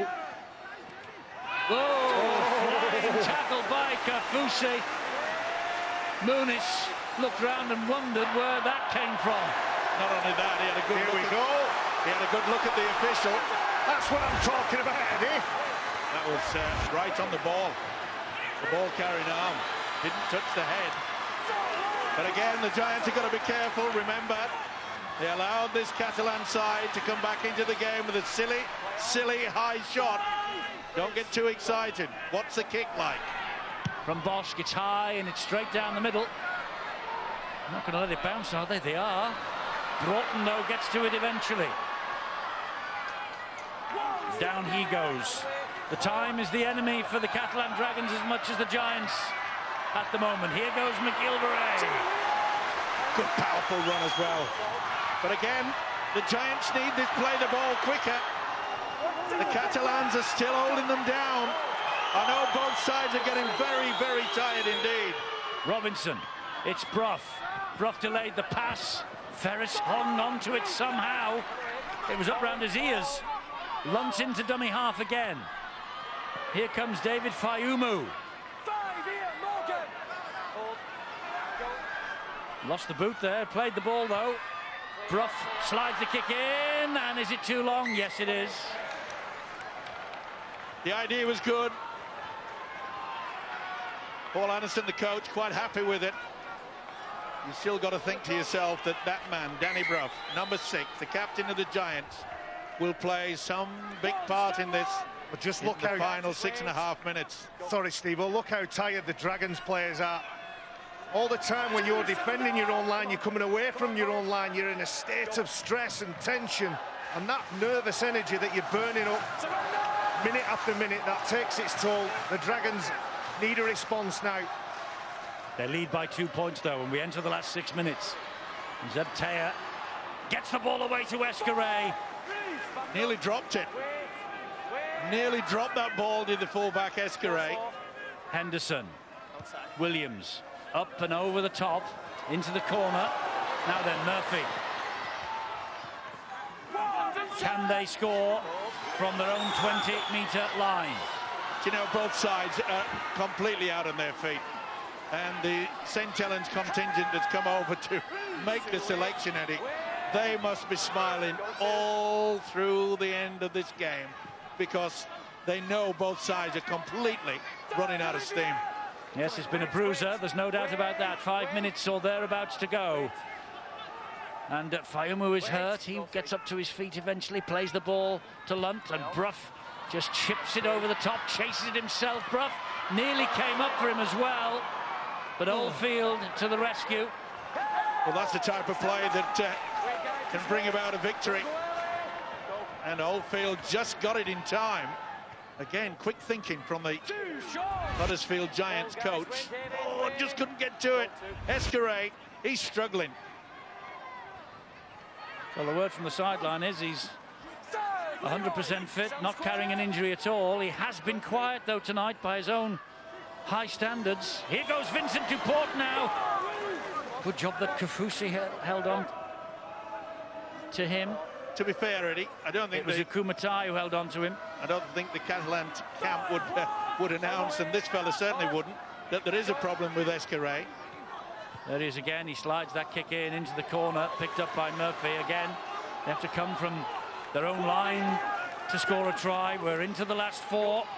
2 points the difference. Catalan hanging on, and McGilvray coming forward. The crowd begging James Child to give Huddersfield a penalty. Earl Crabtree takes it forward. What a great tackle by Ian Henderson. In that department alone, he's been exceptional. 40-20 attempt here by Danny Brough. 40-20 attempt by Danny Brough. Oh, Escaré. He managed to get his fingertips to it and gets out of jail. Well, now then.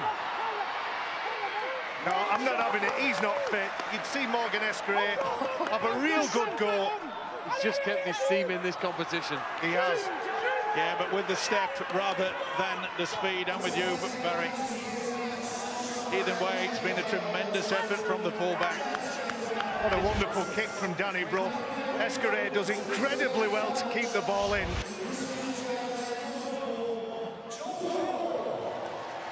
Garcia hanging on for the Catalan Dragons. Huddersfield will get, well, they get one more set maybe, but where will they begin that set from? Here goes Henderson on the charge. Great work from the hooker. He realises a run like that puts him in a good position so they can get the kick away. Or they've gone for a high shot. Williams gets the kick away, but only as far as Murphy. I thought they would have gone to get that ball into the corner over the whitewash, set the scrum, let the clock tick away. Coming down to 2 minutes to go. The Giants so near, yet so far.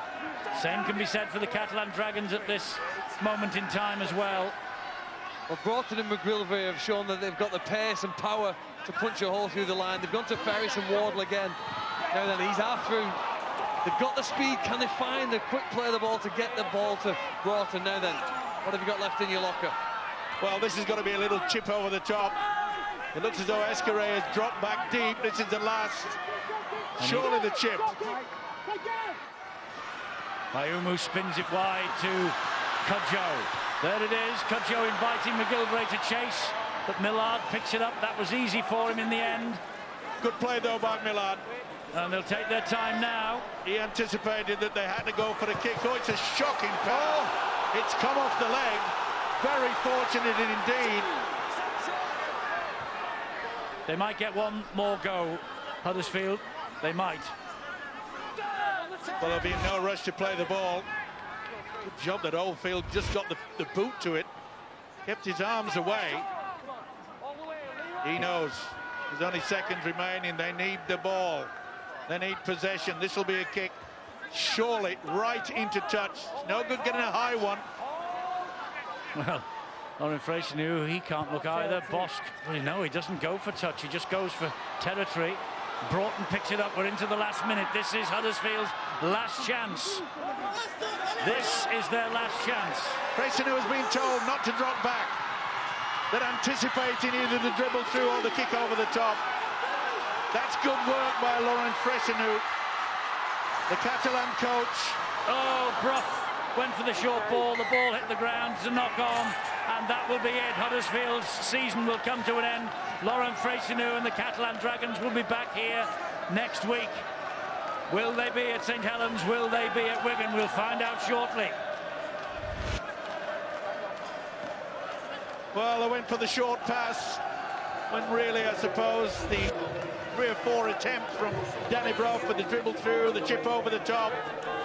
But it's glory tonight for the south of France, and that man.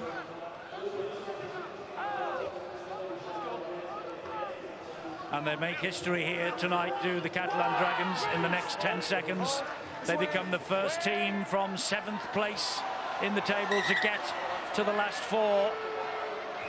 They're 5 seconds away. Ian Henderson with cramp, I think, can't get to his feet. Yeah, timely cramp. I don't know if it was, Steve, but when you watch the tackle, he's twisted and wrestled to the ground. I don't know whether he saw his... I don't think he faked the pain on his face when he was twisted before he even hit the ground. I know the time's running out. What an amazing achievement, though. Don't forget, this side started the season. The squad number 1, Brent Webb and Leon Price number 3, they're not even here tonight. What an achievement. What an achievement indeed. And it goes on for Laurent Freysinou. It goes on for the Catalan Dragons. It comes to an end for Paul Anderson and the Huddersfield Giants. And they celebrate. It's now 5 wins in a row for the Catalan Dragons. 5 wins that have taken them to within 80 minutes of Old Trafford. Disappointment for Huddersfield, joy for the south of France. And Danny Brough came back. He tried his damnedest, but he couldn't come up with the magic formula. And it is the Catalan Dragons who march on then to next week. Disappointment for the Huddersfield Giants, but delight for the Dragons and their man of the match, Michael Oldfield, with Bill. Michael, congratulations. Not many people gave you a chance to get even this far in the playoffs, so this is amazing, isn't it? Yeah, exactly right, mate. We didn't have the best of starts of the season, but the way we've come back, you know, given the adversity that's happened so far, and to get in the final series was a big bonus, and then to be able to progress 2 stages, mate, I'll be more proud of my teammates. When you think you were 5 games without a win at the start of the season, people are tipping you to be relegation candidates. You're 80 minutes away from Old Trafford. That's right, mate. It's pretty another grand final. It's pretty surreal, isn't it?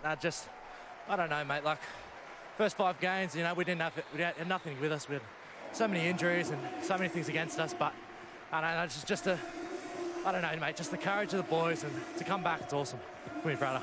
Well done tonight, Michael. Thank you very much. Let's hear from Ollie Elmer as well. And there have been questions about Catalan this season, notably at the start, but I think you've answered a few tonight, well, not just tonight, but at Leeds last week as well, and in the end of the season. Yeah. I think from the Salford game that we had away, we lost. That's our last loss. We had 5 wins, and a lot of confidence. Plenty of things changed in the club. You know, few players went. You know, Hi to Pricey and all the boys, Fakir, that left, Webby. And we all think about them today on this day of glories. But you know, it's been a long way for us, long season. But like I said, the last 5 weeks been awesome. We've been playing as a team, as a group, unity, and you know we show it against Cats. They were coming for the first spot. We denied them that first spot, and then we went on for the playoffs. Leeds and Huddersfield back like in 2009, and now we're going back to the semi. So you know, we're just really pleased with that. It looked a very tired side at the end of that game, not surprisingly. Is there enough in the tank for maybe 2 more games in 2014? Yeah, just said to the boys, we're 18 minutes from Old Trafford, and then I'm sure we're going to get the full tank from that, you know. We got desire, we've got plenty of travelling, every game's got to be away. We don't care about that, we're underdogs, we got no pressure, we go in there, and we're going to win. So, you know, we're just happy to be here. Ollie, thank you. Thank you very much. Well, Oliver Elmer, he's summed it up, hasn't he? And the meeting is already underway amongst the other players. They are 80 minutes away from the Old Trafford Grand Final. It's 5 wins in a row that they take with them to next week. 3 successive away wins, only 2 in the entire season before that. We'll find out who they face in the club call when we come back.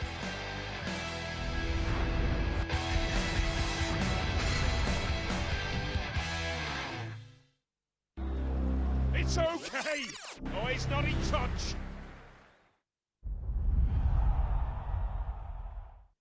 So what should your current account be?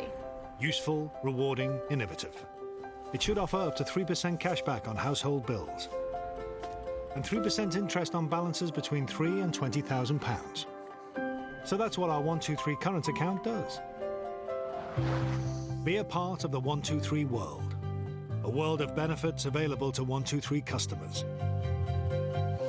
Simple, personal, fair. It's what a bank should be. At GoDaddy, we have the right domain for you. Whether you're a photographer, mechanic, electrician, or want to share your idea, visit godaddy.co.uk or call us and we'll get you online. Maybe your idea needs a .com domain. At GoDaddy, we have the right tools to let you build the perfect website. Our website builder plans are easy and affordable. We're here to help with free 24/7 customer support. I'm here to help. Visit GoDaddy or call now and get a free domain with Website Builder for only £1 per month. Okay, turn it up and give it some heart. Lady, hear me tonight, 'cause my feeling is just so right as we dance by the moonlight. Can't you see you're my delight? Lady, I just feel like I won't get you. Your station for more music variety. Give it some heart. Ah, Jeff. Come and see our bonding demonstration. We're showing how the active ingredients of Colgate Total bond to protect a whole mouth. That's what makes it so different from many other toothpastes. You mean like this? Its unique technology bonds to teeth, gums, tongue, cheeks, in fact 100% of your mouth, protecting it for 12 hours. Yes, Jeff. Now, come bond with us. Colgate Total. Superior protection from the mouth experts. #1 toothpaste brand used by dentists. Good girl, Phoebe. Nice and calm today.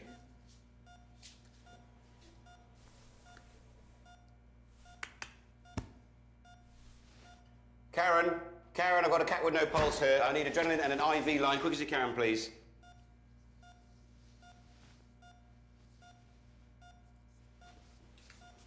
See you tomorrow.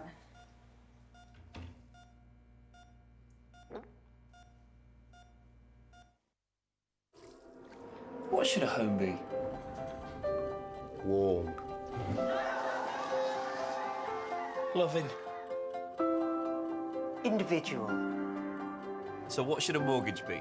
Helpful, competitive, rewarding. It should give our current account customers £500 off booking fees and offer a great fixed or tracker rate. Plus, if you're a 123 current account customer, get 1% cash back on your Santander mortgage payments. Simple, personal, fair. It's what a bank should be. It's the only time I ever miss playing football. You wake up in the morning thinking about it. When you get to the ground, the crowd, the build-up. Being around that many Arsenal supporters. Some would feel nervous, I myself feel excited. Arsenal are back in gear now. When we play at the Emirates, all you can hear is the Spurs fans. Oh my goodness me. No mercy from Spurs. We need this win. It's a game you can't lose. The North London derby, Arsenal v Tottenham. Part of another big weekend of football on Sky Sports. Sky Sports Ryder Cup. Live now. It's okay. Oh, he's not in touch.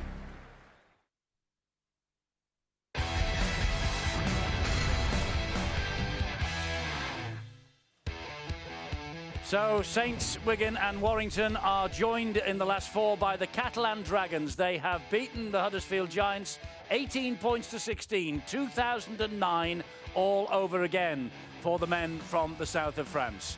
I wonder what Laurent Freycinet, the Dragons coach, has made of it. He's with Bill. Lauren, that was a magnificent effort from your side and worthy winners. Yeah, I think we believe since a few weeks we believe in each other, we believe in ourselves, in a teammate, in a team, and the character the boys showed tonight was great, was awesome, and especially when you watch again, there's a few areas we can still improve. So yeah, the future is bright. Have you got, it looked a very tired side by the end of that game, not surprising because it was a really tough contest, but is there enough left in the tank for one, maybe two more games this season? Definitely, because yes, physically we're tired, but your body can do some stuff when your mind wants to do it. So yeah, we played 2 days after Huddersfield. We've got one travel. It was tougher at the end, but the attitude was great, and I'm very proud from the boys tonight. In all likelihood, you're going to be St Helens picking club call. Yeah, I suppose. Yeah, I suppose. We'll see. You know, I don't mind. It's about us. I don't mind the opposition. It's about us, and that attitude tonight again. That's the Catalan Dragon. Thank you. Well, it's not Bill Arthur's job to choose who St Helens will play, because we've got the club call coming up next with our special guest in the studio here, the St Helens chairman, Eamon McManus. And Eamon and Mike Rush and Nathan Brown, as you've seen throughout the course of tonight's coverage, have been here watching this. So we'll find out who they will pick right after we've heard from Brian and John with their review of that second half. It was a gutsy performance from the Dragons. Gutsy, it was a brilliant playoff performance from the Catalan Dragons. 10-all at half-time. A Thomas Bosch penalty after 45 minutes made it 12-10 to the Catalan Dragons. And then for the first time since the 11th minute, John, the Huddersfield Giants went ahead through a Luke Robinson try, eventually given via the video referee. Yep, we're going to have a look, first of all, the value of a good line runner. And that becomes evident at the end of this play. That's Joe Wardle. So have a look at how he rides the tackle of Ben Pomeroy and how he introduces into that tackle Morgan Escaré. So in this mess at the bottom now, you have the fullback, and this is where we're gonna have a look at Morgan, because I think he's clearly not fit, and the reason why, normally I would expect him to have extricated himself from the tackle by now, organised the first couple of defenders around, and in being where James Child is at the start of that kick, perhaps a yard inside him, giving himself a much better chance of cleaning up what was a fantastic kick from Danny Brough and a great finish from Luke Robinson. That try made it 16 points to 12. Catalan Dragons hit back through Ben Pomeroy then. Not going to stop this. Superb kick from Thomas Bosch. This was the match-winning try, but it's not the most important piece of footage we're going to show you. That's ultimately what separated the two teams on the scoreboard. However, It is the composure from the Catalan Dragons that has really impressed me. Well, this is the important point. They won the game against Leeds with 1:50 left on the clock. They had to chase this. This time they had to close the game out, which is a huge effort. 2 points ahead, 73rd minute. Step up McGillivray. McGillivray had come up with 3 or 4 barnstorming runs that scattered defenders. Yeah, he played well for us. But my point here is look how hard Henderson and Muniz worked there to get at play the ball at the right side of the ruck. They conceded, and have a look how this happens here. They conceded during this game 4 penalties only. And that is against the backdrop of being the most penalised team in Super League. Look at that, straight line in defence. They rescued what could have been a very, very dangerous situation. Yeah. They deserve a lot of credit for that. Brilliant last 12 minutes from the Catalan Dragons. Their fairy tale story, Eddie, I should say, rolls on. Yes, it does. The fairy tale does continue. Will it last another 2 weeks? Will they get to Old Trafford? The man who has the decision to make is with us here in the studio. Eamon McManus, the St Helens chairman. As league leaders, the Saints now have the right to pick who they will go forward next week to play for the right to get to Old Trafford. Have they given you something to think about tonight, Eamon? Almost certainly, yeah. I mean, both Huddersfield and Catalan played exceptional standard of rugby league tonight. So what a great game it was. What a great playoff game it was to witness tonight. So, yeah, I mean, the choice is between 2 great sides, and we're going to have 2 great semi-finals next week. Well, we are, and I don't know whether you were with us last night, but I said you wouldn't be touching Warrington with a barge pole. Is that right? Yeah. Now, you're going to shock us. The town or the team? the team will do for the start. Okay. I mean, it has been traditional, although last year it didn't happen. The leaders or the people, the team that had the club call didn't go for the lowest ranked team. You've now got Catalan, first time ever we've had a team from 7th into this stage of the competition. You've got Warrington. Once upon a time you'd have gobbled Warrington up because you had the wood over them. Not anymore. You can't choose Wigan because they're on the other side of the draw. So it's your moment of truth, Eamon. Yeah, it is. I mean, there was a lot to take into consideration. There's current form, there's league position, there's injuries. It was genuinely a difficult decision and a lot of thought and analysis going into. But, speaking to coaching staff and obviously senior players, we have chosen Warrington to play Wigan. There was an all-might. I've nearly been deafened. I hope your face was on camera, didn't it? No, they like it. They enjoy each other's company. We don't want to deprive them of that. So St Helens will be playing Catalan Dragons, and I think, as I say, there'll be 2 great semi-finals for all rugby league fans next week. Well done. There we are. That's confirmed then. I tell you what, Mike Rush is in the studio with us here. You see, we've got to revive him. He nearly passed out when you said we will pick Wigan to play Warrington. I nearly lost my teeth. I just could not believe it. Saints and Catalan on Thursday then, and Wigan will play Warrington next Friday. That was a beautiful juxtaposition, Eamon. You couldn't your resist face it. was beautiful. I know. We picked Warrington. My eyebrows nearly went right through to the top of it. Well, it was obvious that was what you were going to pick.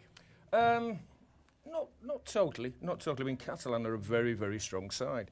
They beat Leeds last week. They beat Huddersfield tonight.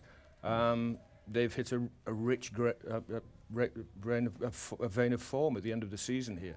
They're strong all over the park, so it's going to be, the best St Helens performance is necessary next week to beat them. Can I just pay tribute to Saints? It's been a remarkable season. You've gone through all these injuries. Yeah. You finished top of the pile. You're in the hunt now for Old Trafford, 80 minutes away. Yeah. You might get there. I mean, dear me. You couldn't... When you signed all those players and you had Luke Walsh coming, you're rubbing your hands, you must never have thought you'd go half a season without him. Yeah, it's tested my mental health, I must admit, this season in the extreme. But yeah, I'm proud in the extreme of the club this year to come out at the top. And I genuinely think I know we keep saying it's the most competitive Super League ever, but it genuinely was with the advent of Castleford adding to the strength and depth in the league and Widnes also. So no game was predictable at any stage in the season. So for us to come through as league leaders, I think we were head of the league for 20 of the 27 weeks as well, which is a testament to the club, but missing key players in key positions. Very proud, very pleased for Nathan Brown as our coach, winning his first trophy. And it's given us a lot of confidence going into the playoffs. I'm sure it has. Yeah. And you now will face the Catalan Dragons. We know that. They're not playing Warrington, although he gave us one heck of a scare. And he gave all his supporters and his CEO a heck of a scare. But we can hear now the Catalan Dragons' reaction to that decision. Their chief executive, Christophe Jouffret, there he is. He's talking now with Bill. You are the Saints' choice next week. How do you feel about that, Christophe? Oh, we are very happy to play the semi-finals or whatever where we play. It's nice from the Saints to choose us. You know, we are very happy. We got some souvenir of this season match against them. So why not? You beat them 42-0 at your place, didn't you? Yeah, maybe they doesn't remember this match, but yeah, we will be at St. Helens on Thursday, and we have to come back again. But it's an amazing end of season after the tough start we had with 5 match lost. You know, we came back and we can be proud about our coach Laurent and the boys. They did the job, and tonight again, after the good win at Headingley, we beat the Giant tonight on their soil. So that's good. We are ready to continue and step by step. But you're going to enjoy this moment. Never mind next week. You're going to enjoy what you've achieved already. Yeah, for sure we enjoy, but we have to stay humble. We know where we come from. And it has been, as I say, it has been a very tough season. And we know in general where the French rugby league was. So it's a good improvement, and it's good for us, but not only for the Catalan Dragon, for all the French rugby league to be here and to show to everybody we can do it too. Christophe, thank you. See you next week. See you next week. Yeah, see you next week, Christophe. There's no doubt about that. A marvellous story in the south of France, and St. Helens will play them. Steve-O, we won't embarrass Eamon by saying that the Catalan Dragons beat them 42-0 recently. And do you remember the night when Scott Giroux kicked the... Look right at him, he's gone pale all of a sudden. Yeah, no, right from the touchline. Burned into my psyche. Yeah. Scott Giroux kicked the goal off the touchline to win that wonderful match not long ago. Yeah, and I think the most amazing thing about it is that, you know, Catalan went into Leeds underdogs. They came here tonight at Huddersfield underdogs. And quite frankly, you know, when you were leading the table, a lot of people said because you had so many injuries that you were going to have to be the underdogs, that you can do it. No way in the world can they do it without those great players, etc. and so forth. Remember, Walsh was steering you around the park. They said they could not do it without those key players. Well, you proved everybody wrong, and that should be a classic. But always remember one thing, the underdogs sometimes can come and bite you. Just a nod from Eamon McManus. Well, why not? Listen, we know now what's going to happen next week. Eamon, thanks very much for joining us, making that decision, making our night with that little scare that you gave everybody. Saints will play Catalan next Thursday, 7:30 Sky Sports 1. Wigan will play Warrington next Friday, 7:30 Sky Sports 2. And, of course, the week after that, on Saturday, October the 11th, we're all heading off to the Theatre of Dreams for the grand final at Old Trafford. 5 o'clock on Sky Sports 1 we'll be there. The game itself will kick off at 6 o'clock. So we began, didn't we, in the first week of February. Here we are, the last week of September, and it all moves on again. Eamon has been gracious enough to come here and deliver the decision. It's a bit like a returning officer for St. Helens. Frightened everyone to death. We'll see you next week for the last 2 semi-finals. Bye-bye.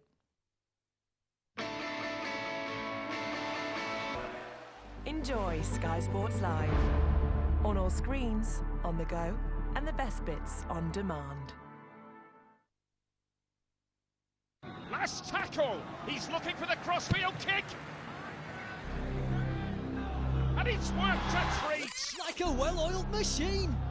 Isuzu D-Max sponsors Sky Sports coverage of the Super League. Sport. We all talk about it, but I get to live it. I get the VIPs from A to B.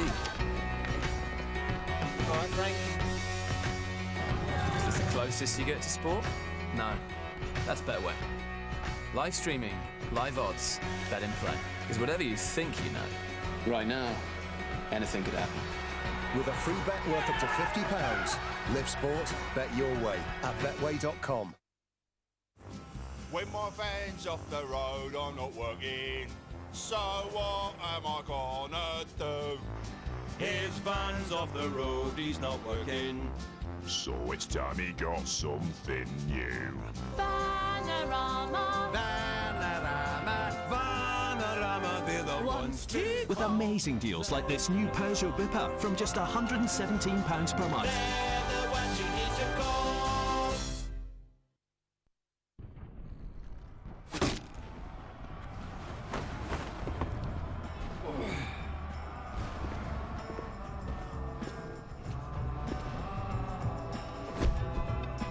You got this. You got this. You're the wizard. You're a fireball throwing wizard. You're a hero. And you look great. You and this army. Clash of Clans. Ben Fawcett wrote on the Paddy Power Facebook page, couldn't get into the casino with trainers, Paddy. We hear, but with our slick new casino app, there is no dress code. Just choose your game. European roulette. Drag your chips to, let's go with when I lost my virginity, 36. Then spin it right round, baby, right round, and yes! So glad we waited, Stacey. Sign up now and get £5 completely free. Download Paddy Power's new casino app on any device now. Every country has its moment. It's time to shine. When the universe conspires and planets align. Scotland invites you. Our stage is set. For one brilliant year we'll never forget. To the home of golf returns the Ryder Cup. History made as legends square up. We welcome the world. We come out to share. So you too can say, yes, I was there. A legend is an elaborate lie. You leave your identity behind when you assume a legend. He's the most naturally gifted deep cover operative that we've got. When agents come out of legend, they often indicate signs of extreme stress. Move and I'll blow your teeth out. You are a man of many faces. I want the truth about my past. He knows everything, but the truth. Why can't I remember what happened to me? Legends. Catch up now on demand.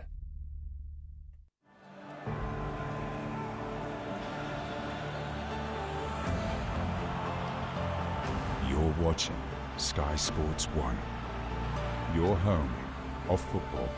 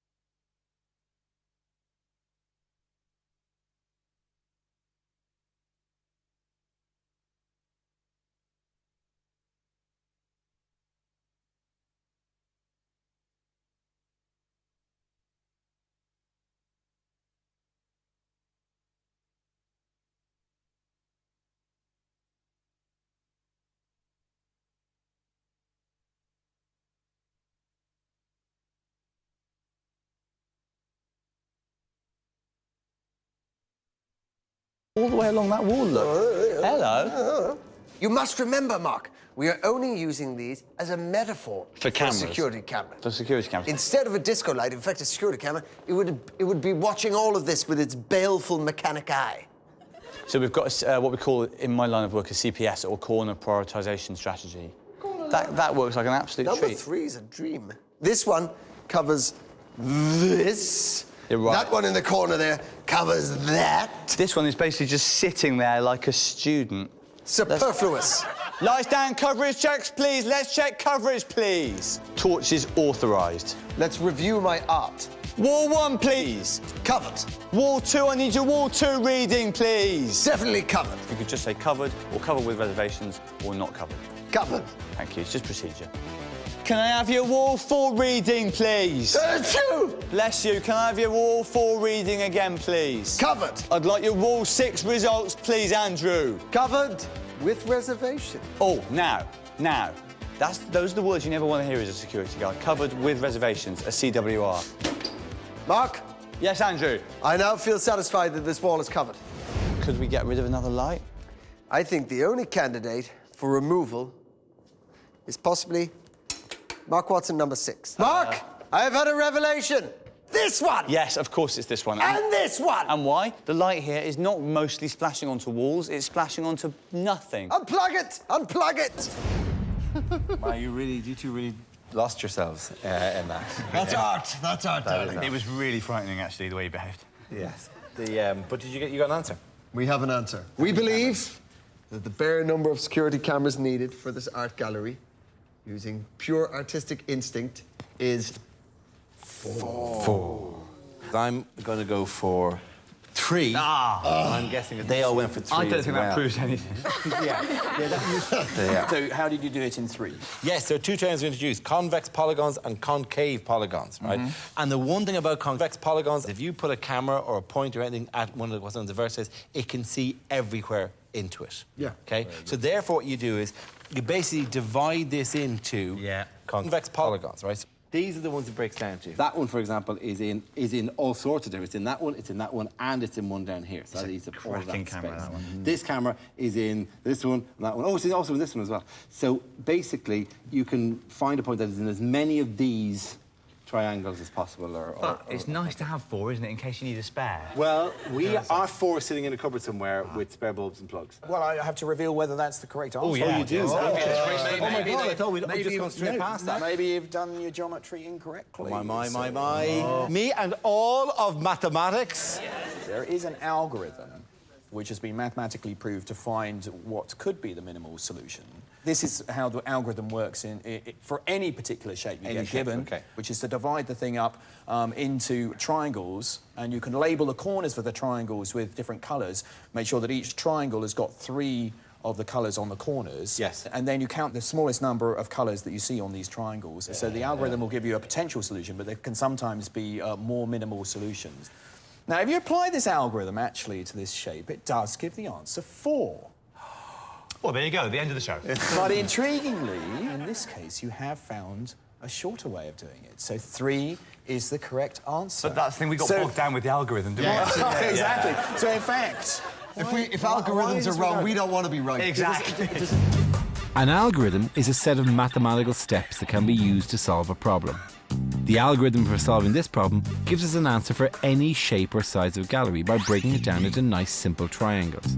We use triangles because a camera placed on one corner will be able to see all of the other walls and corners. First, stand in a corner and scan clockwise around the room. Every 2 corners you pass creates one triangle. Repeat this for every corner. Second step, pick 3 colours and allocate a different colour to each corner of each triangle. In some cases, the number of corners in the gallery means you end up with a